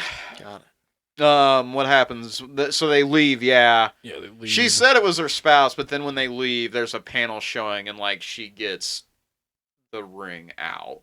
Yeah. So it's like, she lied to them. Like, she is a Lantern. She or he, I can't remember. Yeah, I can't really either. I think, is there anybody they visited after that? Or is that the last one? I think that might be the last one. And then how do they... Oh, because they go to so the next planet they go to, they establish that their battery is running low. Mm-hmm. And then... I don't remember how, but the Manhunters showed up again to where they were at, and that's what they captured them all and basically turned them into slaves. I was going to say, they get captured by the Manhunter. They go somewhere, and they end up, like, he's right, like, they're running out of juice. I can't remember how, because it's been, like, a while since I read it, and I mean, you read it pretty fast. It's like it's just a really long comic book. It's like it's a graphic novel, yes, but it's just a long comic book. Right. They get caught. So then the Manhunters that caught them. Wait, do he and Kilowog both get caught? Because I thought after some time they get separated, I think, but I think it's kind of implied Kilowog gets captured too, but they don't get captured together. Or maybe Kilowog does get out, and that's how he shows up again later. But no, I'm pretty sure Kilowog they part ways because Kilowog's like they basically say like we've been running around for months trying to find other lanterns. None of them are helping us. He's like, I'm going back to my planet, and I think Kilowog does. But then Hal ends up getting captured. Yeah, and they basically get captured to this mystery planet, which turns out to be Oa. Yes. And Hal notices, because he still has his ring on him, because he ends up, when he's walking in initially to get his like pickaxe, he like takes it off and puts it in his pocket, and eventually, as he's like working, he finds out that his ring is like slowly recharging, even though it was pretty much dead, because when he got there, his ring couldn't translate any of the like alien languages for him, because it normally does that automatically. Right. It's kind of cool in the panels because they go from like it's in English and then it just switches to straight up gibberish. Yeah, that's cool. Like and then the reverse happens later, where like it's gibber, and all of a sudden he starts hearing, like he can understand him again, and he's like, wait, and that's when he starts realizing his ring's like charging power again, and he's like, how is this possible? That's cool. And he kind of figures out that he's on Oa, and then and they basically he sneaks in, or no, runs into that snake looking lady. Yeah, so there's a lady that, like, she knows what he has, and she's like, dude, we can totally use that to get the hell out of here. And don't they figure out... I think she basically takes him inside of the containment... the containment center. That's what they're slaving for, is keeping this thing up and running. And once they get in there, you see that there is a perfectly fully functioning central battery. It's been there the whole time. It never got destroyed, but the reason it quit working is because they built this dome over it, so it doesn't so it can't get energy out. Right. So it doesn't dissipate the energy to the batteries. Gotcha. So Hal puts it up, or no, actually, she steals it. She steals it from him. They sleep. They don't sleep together, but they sleep in the same area. And he wakes up. Because basically what happens is something happens to where they escape the slave camps. And so they're just kind of out on Oa, hiding, and then they fall asleep, and then Hal wakes up, she stole the ring. And then she's trying to blast a hole into the side of the containment field, I think. Yeah, I think that was it. Yeah, because she wants to charge it, because it needs charge still. Okay. And then Manhunters show up, somehow... Well, she gets obliterated. He ends up picking up the ring from her dead corpse. Yeah, her decapitated wiggly thing. Tentacle. Appendage. Appendage, yeah, there we go. Wiggly thing. Puts the ring back on. Somehow, I can't remember exactly how, but it actually gets inside the containment field.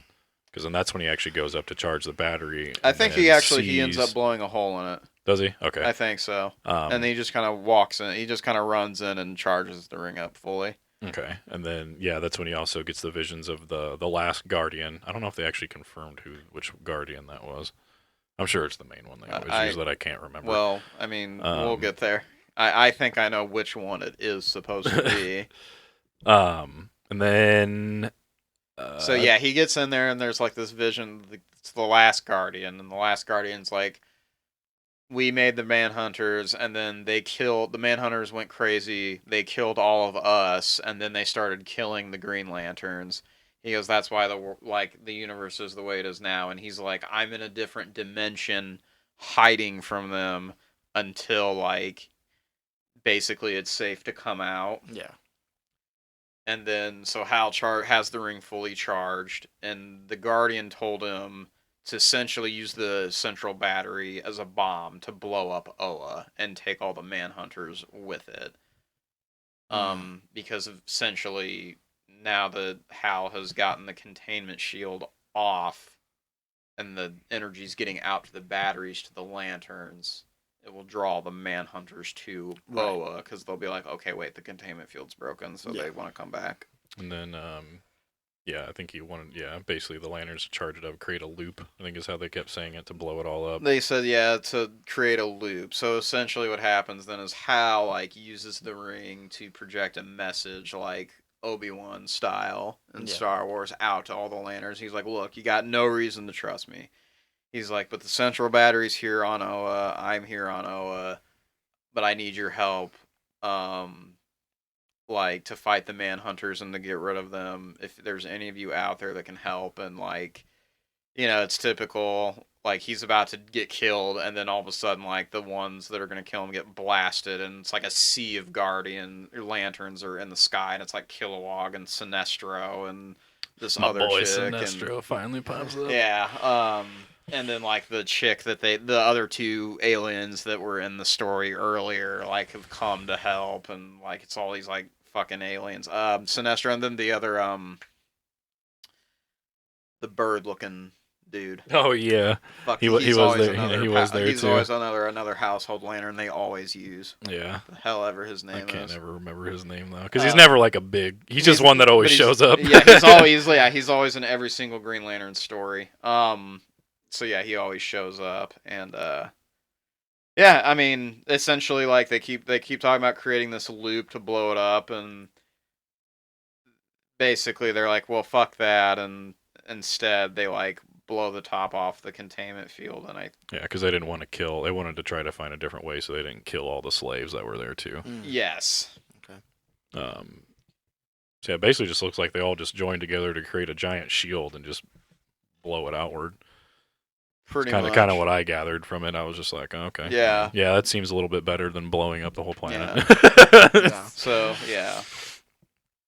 And then I think there's a little bit of a time jump, because essentially once they've cleared the Manhunters off of Oa and the containment shield's gone from the battery, like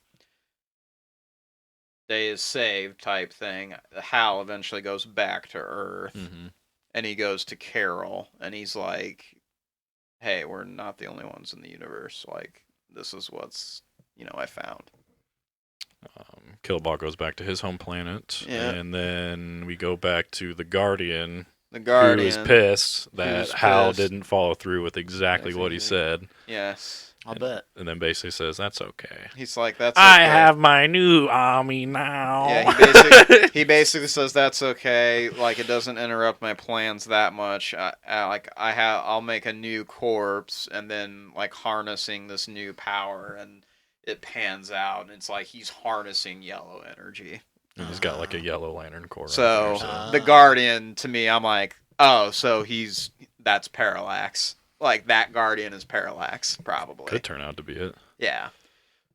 The elements of it, though, as you read it, though, like, again, as you read it, and you probably realize what I was talking about, that, like, it's like a mystery. Like, I can see how they're going to adapt this to be, like, a True Detective element type in, like, a drama series, to where it's like a mystery that kind of keeps evolving episode to episode to episode, like, with the way this was written. Yeah, I could see it. And it continues even more in Volume 2. Volume 2 is a lot cooler, I'll admit. Because, obviously the tease at the end of the first one, like, well, you have that in the second one. So... yeah, I need to get on. Yeah. I tried whatever store I was in. They actually had graphic novels. They had Batman and Superman Earth 1 Volume 1s there. But I couldn't find Green Lantern Volume 2 Earth 1. I was pissed. I was like, God. Oh, yeah, the copy that I bought from the shop I go to, it was the only one they had. The only copy they had. I just got lucky. They had both. Pissed. I was like, okay, cool. I literally looked at the Batman and the Superman, and I was like, I already own you. Like, I don't need you guys. Yeah. But yeah, I really like this one. I really enjoy the Earth 1 books from what I've read. I don't know, it's probably why I like, not to harping back to them, it's probably why I like the Snyder movies. I like how it's the heroes we love, but they're different. They're different enough, but and this one's totally crazy. This one, like this one's a lot. I mean, even the Superman one, or Superman Earth one's quite different, but... yeah, I might have to use I'm sure those are also on... at least I'm sure the Volume 1s are on Infinite. I have to go back and reread them.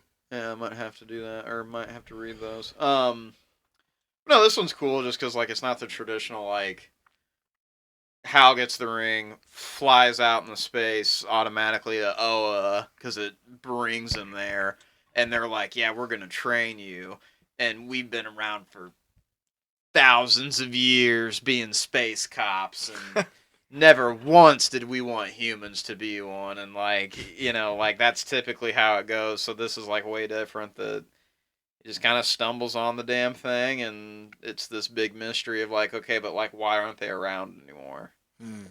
Yeah. And like you said, I mean, the cool thing about it is like anyone can use the ring. Now the extent of how well it's used is just dependent upon the user, but yeah, that's like another big difference was like it's not about like being chosen. Right.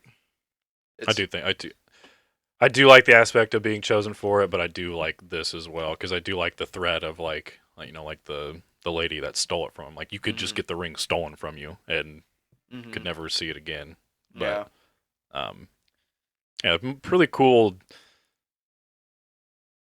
ways of flipping what we normally are used to on its head. I really enjoyed it. I don't even know if we do ratings for I'm not doing that shit. Yeah, other than just no, we don't need to do numbers for comics. Just other than I just recommend it. Let's say if you're a Green Lantern fan and you want something a little different or whatever. Yeah.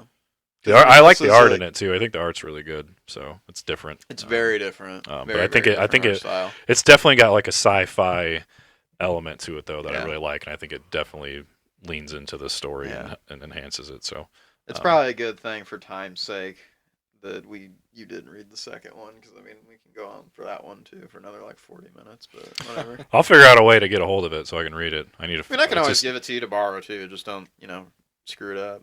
Yeah, don't gotta worry about that. Yeah, I know.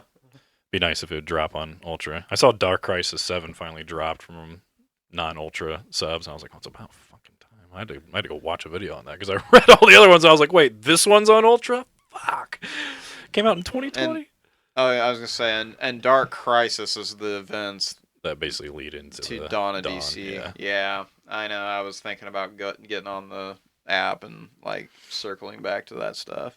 It's pretty good.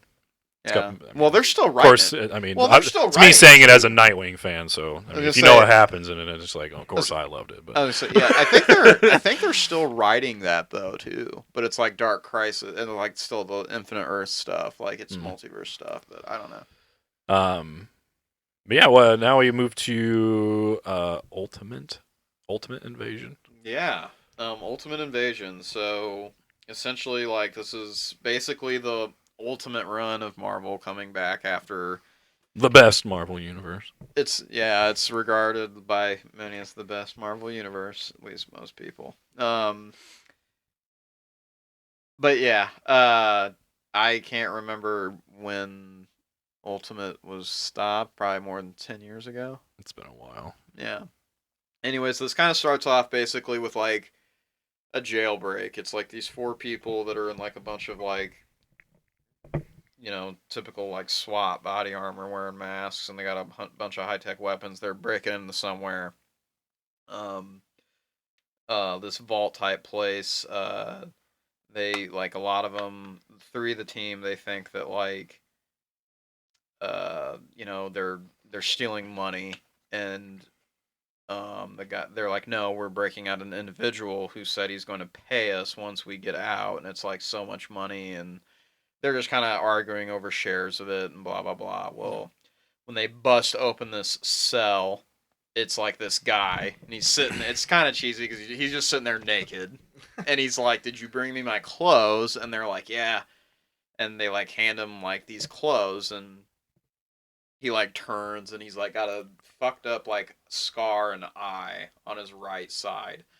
And it's like this reveal of who it is, and me being naive and not knowing, I'm like, I don't know who that is. You didn't know who you don't know who the maker is? I didn't really know who it was supposed to be at first. And then I was sitting there like, he looks like a certain someone. So anyways, then this guy, like, he puts this suit on, and he's telling him how, he's like, yeah, I had to go through like some insane number of psychotherapists to brainwash them to going out and to finding you people to break me out of this cell.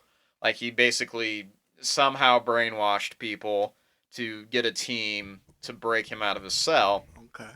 And he's like, and it's funny, he makes this comment of like, wait, and he knows each of their names, and he goes, but wait, who are you to this fourth one?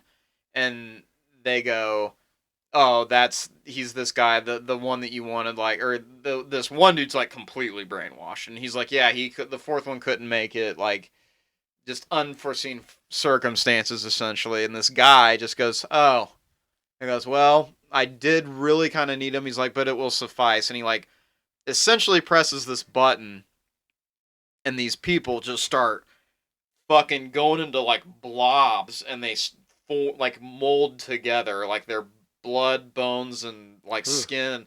They just mold, and then they form into a copy of himself. So it looks like he's still sitting in the cell. And then like that's like when the guy puts the helmet on, and I think he makes a reference to being the Maker, right?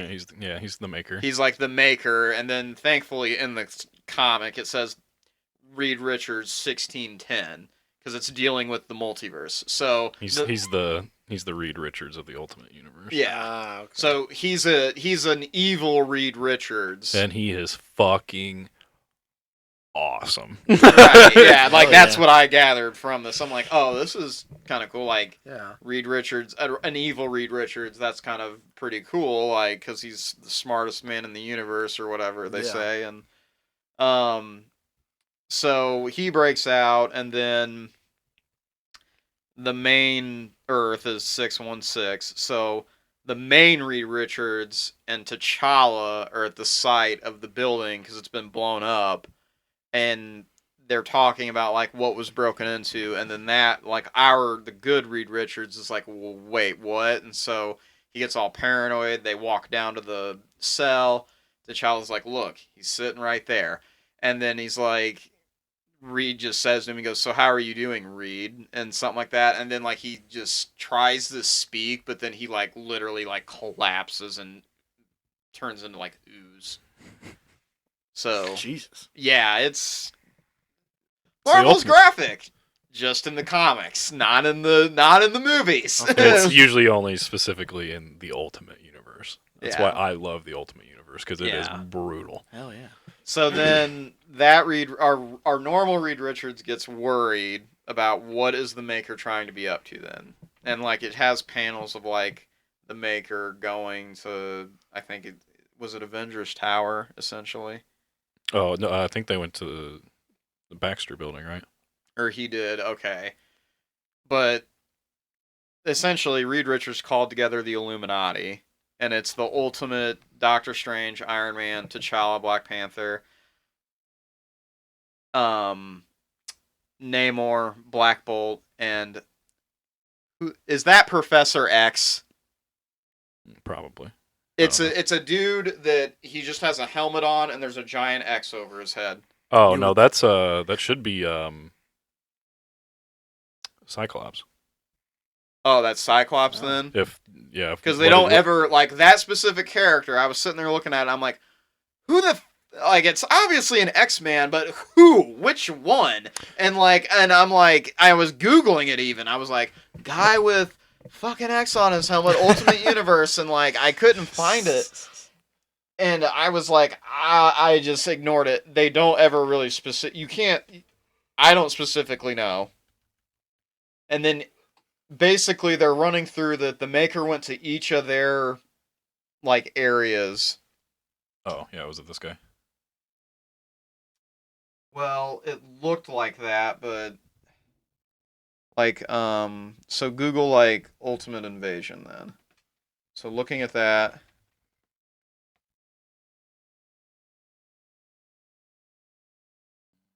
so it's blow that up.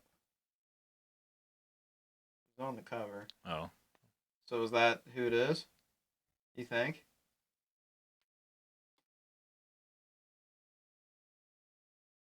Oh, it was like blue, almost.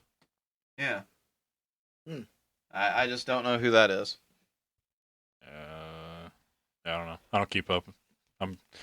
This is the first Marvel comic that I kind of have read in years, so I have no idea. So essentially, all of the Illuminati start talking about how like the Maker went to like some of their places and he stole like all these different parts of things. Okay. And one of the big ones was like the equivalent of a boom tube. I mean, it's like what the Inhumans use. Like he stole it from whatever the Inhumans planet. Oh yeah. Then he also got vibranium from Wakanda. Right? Vibranium from Wakanda. He went down into a lot of it apparently. Yeah, and he went down into Atlantis. Because in the Ultimate Universe, Namor rules Atlantis. So, or maybe just in the comics in general, it's Atlantis. He went down to Atlantis and stole something, and they were all like, well, what's he trying to build then? They're sitting there trying to sit there and like figure it out, and they basically kind of don't. They kind of say that I think he's just making slights at us, like that he can pull it off and do it. And essentially it'll eventually cuts over to Brooklyn, and he's with Miles Morales, and he calls him like brother. It's like really weird. And he's like having a nonchalant conversation with him, and he tells Miles how like he's like, did you know that you and I are the only two people from a dead universe? And he's like he essentially, it boils down to, he goes, I want to go home. And he goes, and I figured that since you're also from that universe, I'd give you the offer to join me. And Miles is like, nah, dude, I kind of like it here. And I literally have nothing left in that universe. No, right. Thank you. Yeah, yeah. But he doesn't even really say that. It's like, he doesn't, but he does just say like, nah, I'm good, man. Yeah, he just says, no, I'm good, man. And like, that's kind of it. So then the Maker then just like presses a button. It's like the Richards portal, just like in the multiverse. It's equivalent. Yeah. He steps through. He's like, all right, just thought I'd offer, and he just disappears. Well, then it gets back to the Baxter building, and he's constructed this portal thing, and the Illuminati are trying to bust it open to get to him to stop him. And he basically gives him like some speech to his other Reed Richards self that he's like, it's gonna take you he's like, even if you did actually get on a path to figure out what exactly I'm doing, he goes, it would take you thousands of years to catch up to me. Or he says something super arrogant. I think he says 10. I think he said years, if not decades. Yeah, years are not decades. And he's like, and even if that's you're that devoted to actually finding me or something like that. Something like that. He's like, how bad do you want to actually find me? Yeah. And then he poses the question, yeah. which I'm sure is going to be. Sure, Reed did not answer that how he probably should have, because he's probably going to regret that later. He poses a question of like, if you could, doesn't he say like, if you could go back and basically like rewrite everything, would you erase me from existence? And just Reed just goes, yes. And then the Maker just goes, I'll keep that in mind. He goes, and then I'll keep that in mind. And he goes through the portal. So fair enough. So he goes through the portal, and I assume it was a time machine portal instead of taking him to his universe. It took him back in time on 616. No, because I think it specifies what planet or what universe he's in. Because I think they changed it to. Because in the beginning it was like. I took it as like he just traveled back. I think it was like 16-1. They changed the universe because now it's like 6160 now is the new like Ultimate Universe. Oh. Name now, or whatever universe he ended up into. But I do think there's some time travel aspect to it too. I think it's a new universe. So you're saying still. It's not really. Well, I don't know. It's weird. I'd say I'd have to go back and. Sure, we'll find out more as this goes. It's actually intrigued me. I think I'm gonna go back and like, yeah, look at that. Okay. Anyways, so he goes back in time. Essentially, is how I took it, and it's Peter Parker's school trip to this building that's got cool science shit. And like he's gonna take the photo, and the spider's coming down, and then like as it's landing on his hand, you see another hand go like this and catch it. And he goes, "Whoa there," or something, and Peter's like, "Oh, thanks." And he's like, "Yeah." He's like, this little guy was just about to bite you. He goes, man, can't imagine what would happen if that were to happen, huh? And he's like, they just have like this conversation, and then like it's him, it's the maker, like, but he's posed as Reed. And does he offer to be his friend, or does he just kind of go off after like a little conversation? I can't remember that. I think they just kind of goes off on his own, but essentially he stops Spider-Man from being created.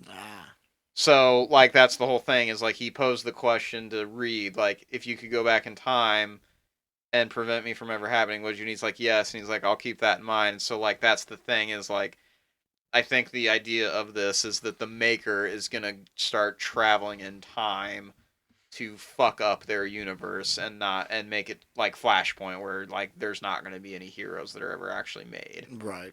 But...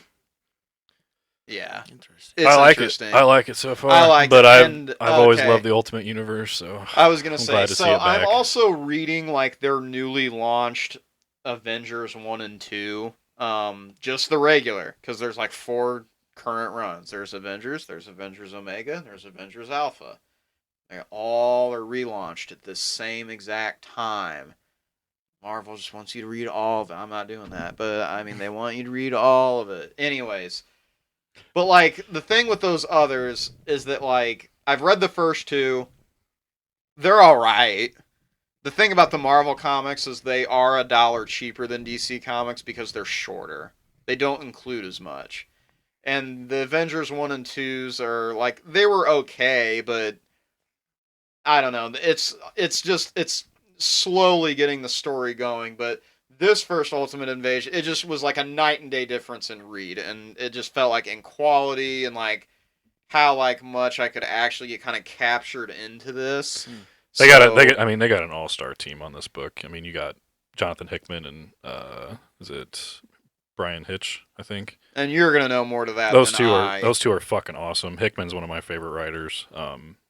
He's got a more mature voice in his comics. I've always liked Hickman's runs. I'm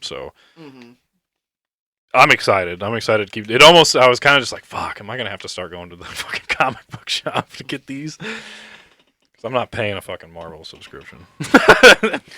Well, and even with that, I think if you did, you'd probably have to pay the it'd still probably be the same thing. It's probably I think it'd probably be the same thing as DC. So, I got a variant cover, so my book was expensive for this first one because I got a variant cover. Yep. But it's like $4 or $5. Yeah. Shout out to Comics Explained, the YouTube channel. That's who I watch to explain what happened in this issue. So that's the only reason I know what happened. Yes.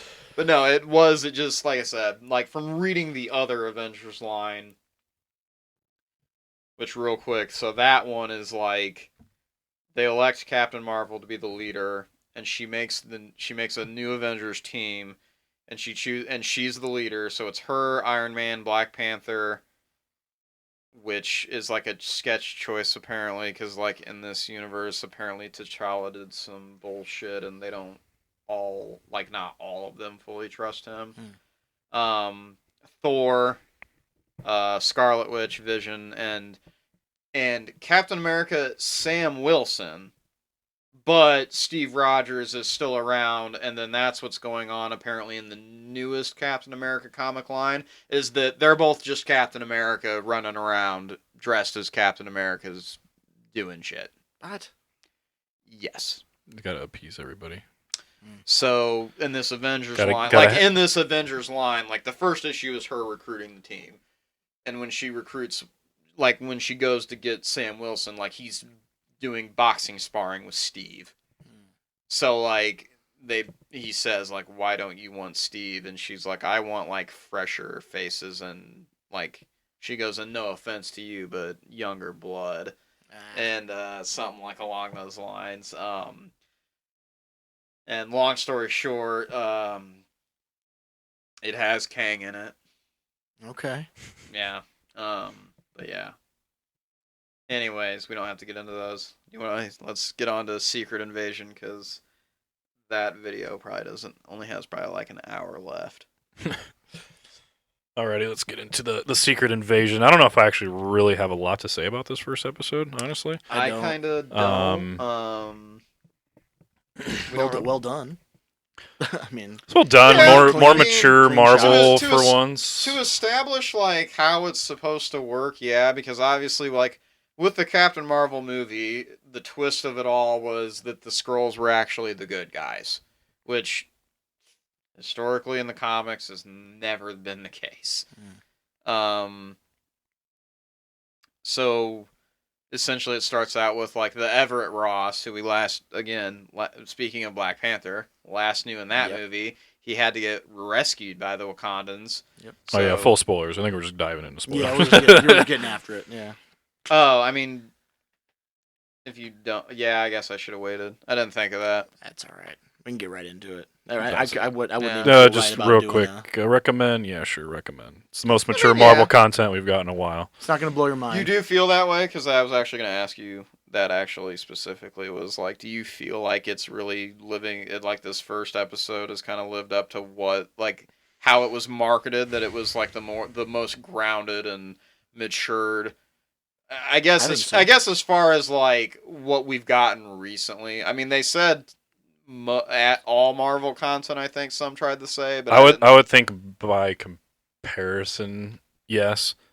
I'm not going to say it's reached hype levels for me, just because I've heard people that have like read the scripts for this and were just like, this show's bananas, like it's awesome. So I don't know how much they stuck to the original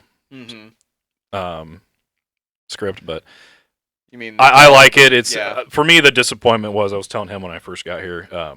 I thought for some reason they were releasing the first 2 episodes at the same time. Yeah, I wonder if they didn't just because it's only 6. But which makes sense if there's only 6. But I for some reason had it in my head that they were dropping the first 2 at the same time. So when I logged on to watch and there's only 1, I was like, oh, that's a little disappointing. Because it makes sense. Because again, it makes sense because it's basically going to run through the month of July, and then like maybe a week in August, like looking at a calendar. So, well, I guess not really, since we've got 1 week left of June. So 1, 2, 3, 4, 5. So through the end of July, and then we just wait like 3 weeks in August for Ahsoka to come out. Not bad. Or 4 weeks, whatever. Whatever. But overall, I enjoyed it. I was it. Just kind of curious what you guys thought on that, just because, like, yeah, I kind of felt it, how it was way more grounded. Yeah, because definitely. Yeah, definitely. It definitely felt like it was taking itself a little bit more seriously than it typically does, which I was a fan of. Yeah. Mm-hmm. So, yeah, I definitely recommend the watch. See what it is, and I don't know, unless you'd rather wait and binge it, might be better that way. I don't know. Could be. Yeah, it could be. Yeah. Got our girl Khaleesi in here. Yep. Yeah. Welcome back. Yeah. Yeah. Always great to see her. So. Yeah, it's kind of like it's interesting too. Like the whole thing about Fury is that he's rattled from the snap. I do like that. Like it's like he's got PTSD from the snap, and like that's why he stayed out in space, because he's I guess paranoid about aliens now, more aliens now. And of course, they pan back to the mother. Yeah, that was of course. I thought it was cool too about like the explanation behind the whole Skrulls thing is actually it's like, well, they're all ticked because like you and Carol Danvers, like they're like, Carol Danvers has been gone forever. They're just like ticked because it's been 40 years technically, I think, for them. I will say I like the reasoning. 30 is what he said in the show. I like the reasoning. Oh behind yeah, the Skrulls. 30. That's right. Because Captain Marvel is set in the 90s. That's right. Yeah. So 30 years, and he's like, yeah. So I literally got kicked off of this console, and now this other dude's on it, and they've made a safe haven, and they basically are like, we're just gonna make Earth our home because fuck it. And we need this. Yeah. I actually like the reasoning for the MCU for why they're kind of trying to take over the planet as opposed to like in the comics, because at least from what I know in the comics, it's usually like a religious prophecy as to why they come to take over Earth. Really? Because it's like prophesized that after their planet's done existing, they have to find like a blue planet. Of course, Earth is a blue planet, so it's more of like a religious thing for them in the comics. In this, they just kind of got kind of burned and lied to in a way, like false promises, and they're kind of they just. I mean, like they said in this, like that, they search for just basically a home where they can be in their own skin, like. So I like those motivations a lot more. I feel like they're a little bit more authentic and real and more human than a false crusade. I figured too, watching the whole episode, how all these weirdo characters just kept giving Fury the eye. I was like, that's gonna be someone later. Yep. Yeah. And I was like, they did do a pretty decent job of setting that up too and having a payoff for it at the end of the episode. Yeah, it was actually cool how like at first it's the girl and he just immediately knew. He's like, well, this is someone. Fuck. And then and then he immediately like. Obviously, they kind of did it a cheap way, probably for budget reasons. When she goes off camera, steps back out. Like first, he changes into like his human Gravik form, right? Yeah. So then we, as the viewers, like, oh, it's that guy. Like Fury probably doesn't actually know who he is. That sucks. What are you gonna do? Win some, you lose some. We got it. That's my bad. That's all right. Show goes on. And the show goes on. Yeah. Well, anyways. Enjoy, pardon our logo. Yeah. Enjoy our logo and other stills. Yeah. Anyways, kind of lost my train of thought. But, yeah. So then. Yeah, they do the reveals of all the. I'm trying to think of who the guy is that they reveal, but then he also turns into the lady that was on the park bench. Oh, and see, I didn't even catch that. I just thought that was just some random lady. Yeah, I did too.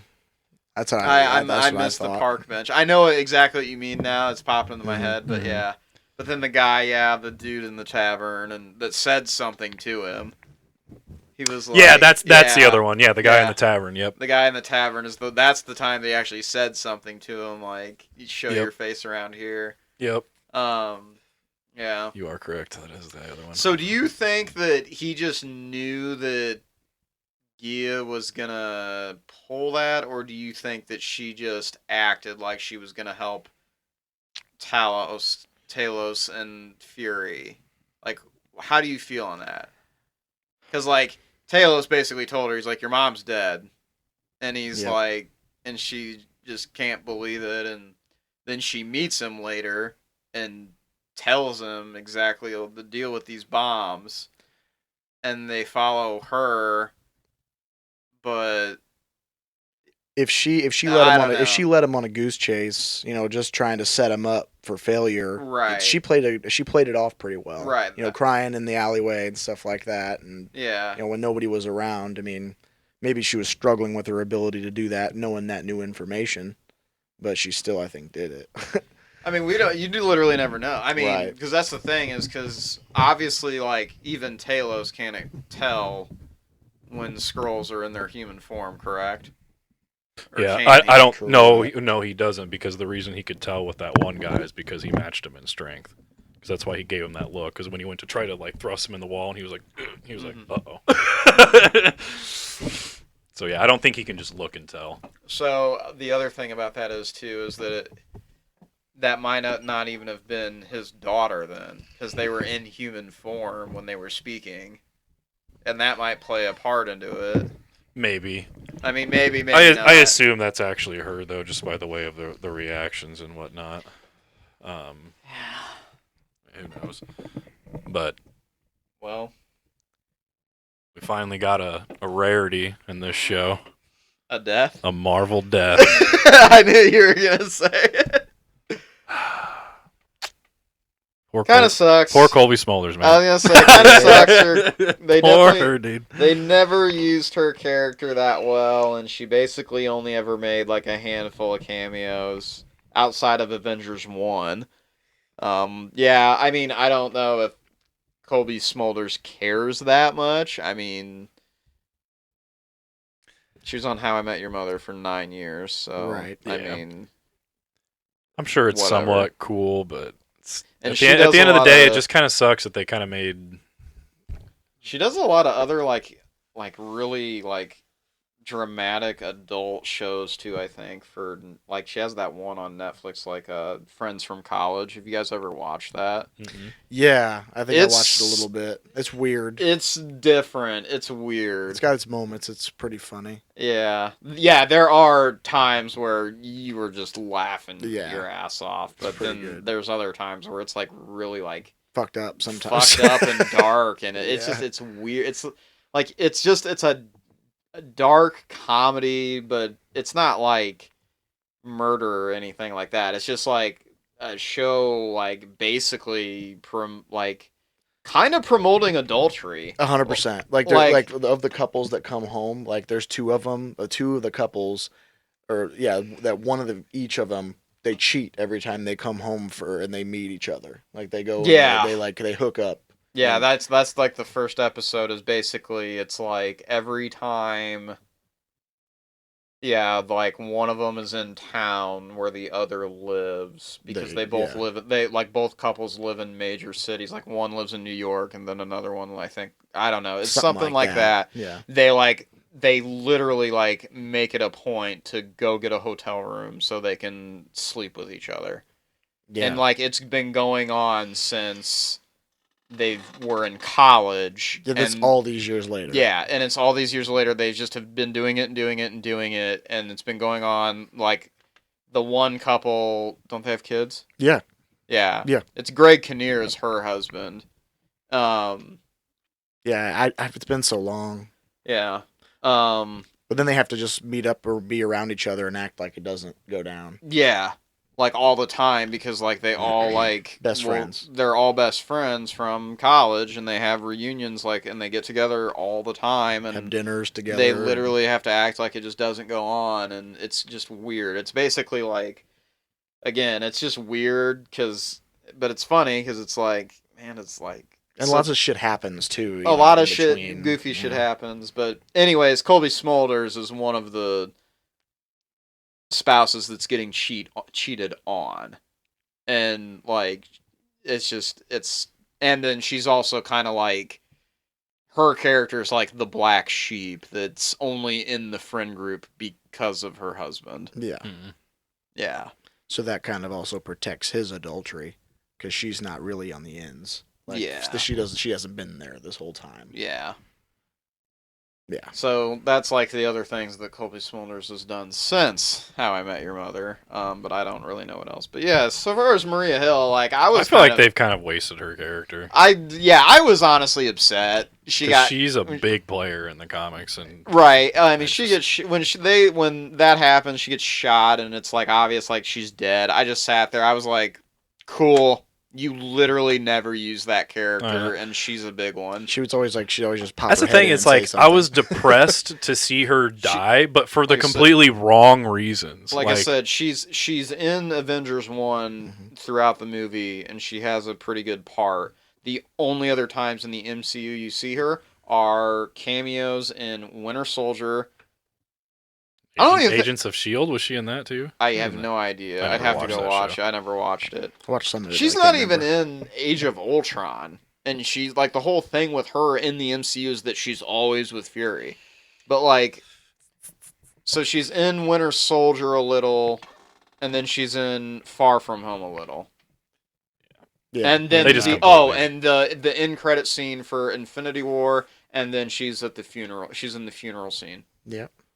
So it's just kind of sad to see. Like, I mean, I don't want to be that guy, but just fuck it. I've been tooting this horn for a while. I don't think they understand how to like write female characters. Nope, they don't. They don't. It's why it took them so long to come out with a fucking Black Widow film.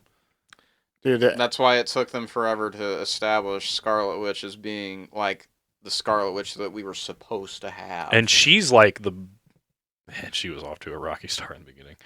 But she's probably the best written one out of all of them in the Marvel Universe. Well, I mean, just look at most of the results of those movies. I mean, literally until we see the Marvels. Because, like, yeah, Captain Marvel. Like, the thing about Captain Marvel, the first movie, is, like, it's not bad, but its release window was just stupid. It's like, you should have done this character a long time ago. Yeah. Like, and then obviously she's not even in she's not even in Endgame, like until the very, very end. Yeah. Some of the beginning, like just dumb. That fucking scene in Endgame with Spider-Man. So cheesy. Only because of it's cheesy. But yeah, I'm just instead of being like sad that like this great character that we've loved, like it's just the complete opposite of when we lost RDJ as Iron Man. Like that was because it was like a huge gut punch of like, wow. Like a huge fan favorite that's been so important to the story. He's gone. Like, and we're not going to get him back until Secret Wars. But that's right, baby. It's like the complete opposite with Maria Hill because it's like she's supposed to be a big player in the comics and with Shield, and she just never was. And it's like when you have like I would say Colby Smulders is a pretty beloved actress, especially because of How I Met Your Mother, despite how it ended. Shitty, terrible. Don't recommend watching the final season. Gross. But like she was still pretty. Facts. I know. It's honestly, I don't even like watching the season before that one. I kind of wish they just stopped it at 7, or they should have just written it to where it was only 7 seasons. Can't say I argue with you much there, but it's just more like it feels like disrespect. It's like it's supposed to be like this almost, I feel like, gut punch moment for like this, that Maria Hill's dead. And it's like, you didn't use this character. Like this doesn't have the feeling that you think it's going to have. Like it doesn't. Like, if anything, I'm just insulted. It's like, oh, so this really is the extent of you using Maria Hill. That's how I felt. I've seen people even post online, in which I don't fully agree with this, but now I'm kind of thinking about it, I'm like, they're using like the fridged analogy. Of like when Kyle Rayner's girlfriend, like the term like how DC Comics used to just fridge female characters. They would just use to kill off so that it would be used for emotional turmoil for the male characters. Well, and it's like people were just like, Maria Hill just got fridged, and I was like, fridged. I was like, well, God, she kind of did. Yeah, I mean, it will absolutely be the turmoil thing on Fury. And her character, and every time it's presented on screen, it's presented like she's going to have a major part, and then it just doesn't pan. That's correct. So I don't know. In a lot of ways, I thought this episode was some W's, but then there's just some weird choice, and the Ross thing too. That's a little weird for me. It's like, all right, cool in theory, but like, how long has that been fucking going on now? How long has he been a Skrull?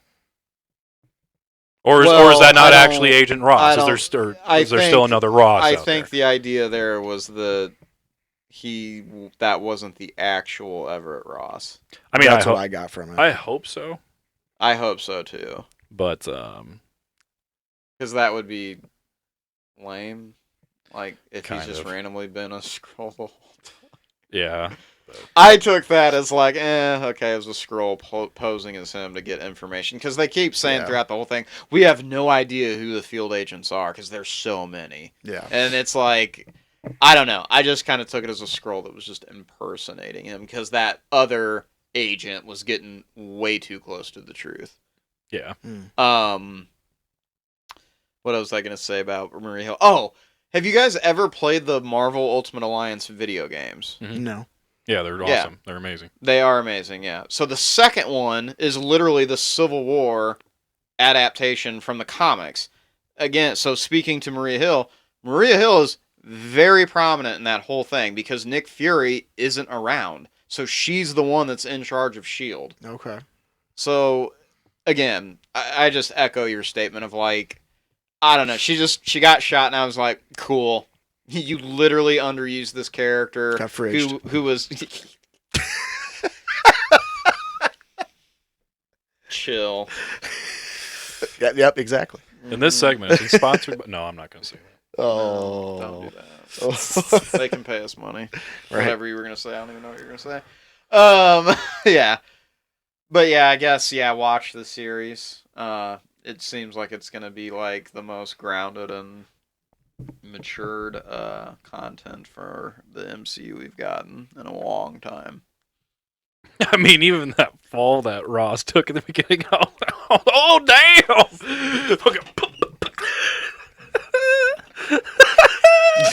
was like, there ain't no way he's getting up, and then they luckily just showed his face turn to a Skrull, and then that opened that can of worms. But yeah, I am interested to keep watching. I am intrigued to see how this all pans out. I really hope they answer that question of if that actually was Ross or not.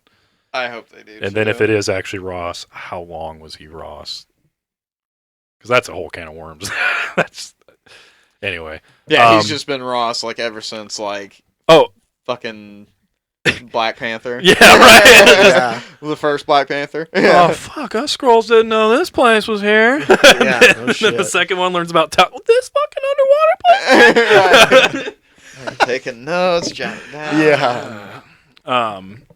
Jesus. Oh, did you hear about the controversy of the intro? I feel like if he really was a Skrull, would he then in the second Black Panther, like when he's arrested, like would he really just sit there? No, he probably would have used his strength to bust the hell out.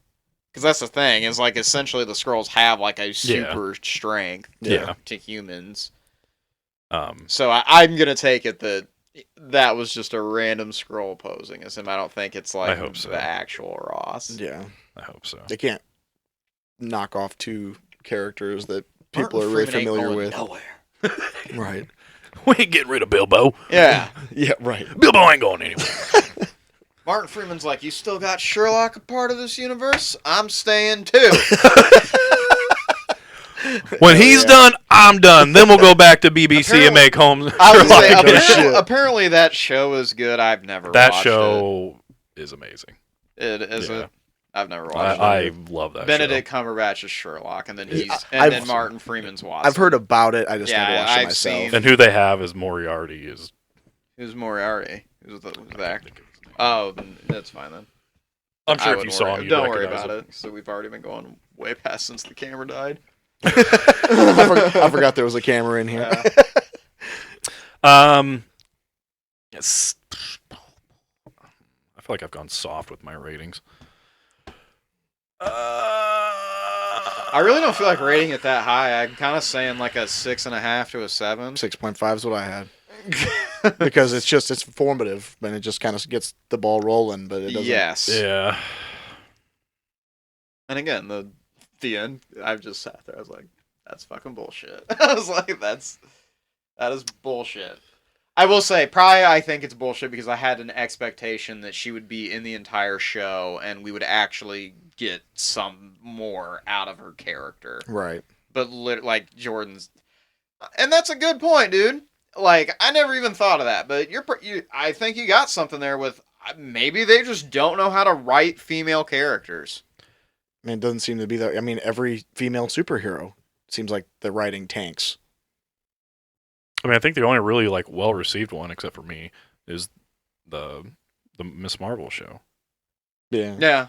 But to me, I'm just like, this is too family-oriented. I don't want this shit. It's really goofy. But she seems fun. Like, she does seem like a fun character from what I've seen. So I would say Kamala is probably one of the few good examples they do have. I will say I've seen a lot of people the people that generally hate on Multiverse of Madness, it seems like it's because I think America Chavez is written very well in like the comics and like their animated shows, but then in that movie she's just a screaming idiot. I can see that. So I think you might. I think you got something there with that take, and to be honest, the glass is kind of shattering on me that I'm like, never thought of that, but now that I'm thinking about it, I think you got something there. Yeah. So I'll go 6-7. You're gonna meet in the middle. Oh yeah, we're bringing that because it's like I think it's okay, but I have my issues, but I'm interested enough to keep watching. We'll see how this ball keeps rolling. So yeah, it's Wednesdays. I was stuck between a 6-7 and a 6-8. Wednesdays. Wednesdays. Yeah, Wednesdays. That's why when you said Ahsoka releases on the 22nd, that's a Tuesday, so that's interesting. That's weird. Yeah, that is odd. They usually stick to Wednesday release. Correct. Huh. Because that's when their comics release too. Comic Day is apparently Wednesday. But not DC, because they release on Tuesday. Yeah, which is weird. I don't know when they fucking made that change. I saw that. I literally just realized that like a week or two ago. I was like, what the fuck? The guy, like, when did this start Yeah, the guy. I go to the shop and the guys go, yeah. So it used to always be Wednesdays for stuff. He goes, then DC decided to switch to Tuesday. He goes, and then now some of the Marvel stuff technically releases on Tuesday, and Marvel just does a split. And I was like, I want these. I don't care about anything else. And I was like, Yeah. Yeah. But yeah, I think that wraps up this week. Yeah, sorry for the camera. Yeah. Hope our logo has been great for you. But yeah, if you guys are still listening, as always, thank you for watching. For those who have stuck this long on YouTube, hey, if you kind of liked the audio version, guess what? We have an audio version. Thanks. It's over at Spotify. Thanks. It's over. Please give us a Spotify. Help us over there in their algorithms a little bit. And as always, like the video, comment down. Anything? Have you read Green Lantern? Actually, Earth One. What did you guys think? What do you think of Secret Invasion, Ultimate Invasion? Let us know anything you guys would like us to talk about. And of course, if you haven't yet, give us a nice follow. And if you like the video, it helps us out as well on the YouTube algorithms. We appreciate you so much. So until next time, I'm your boy Jsib.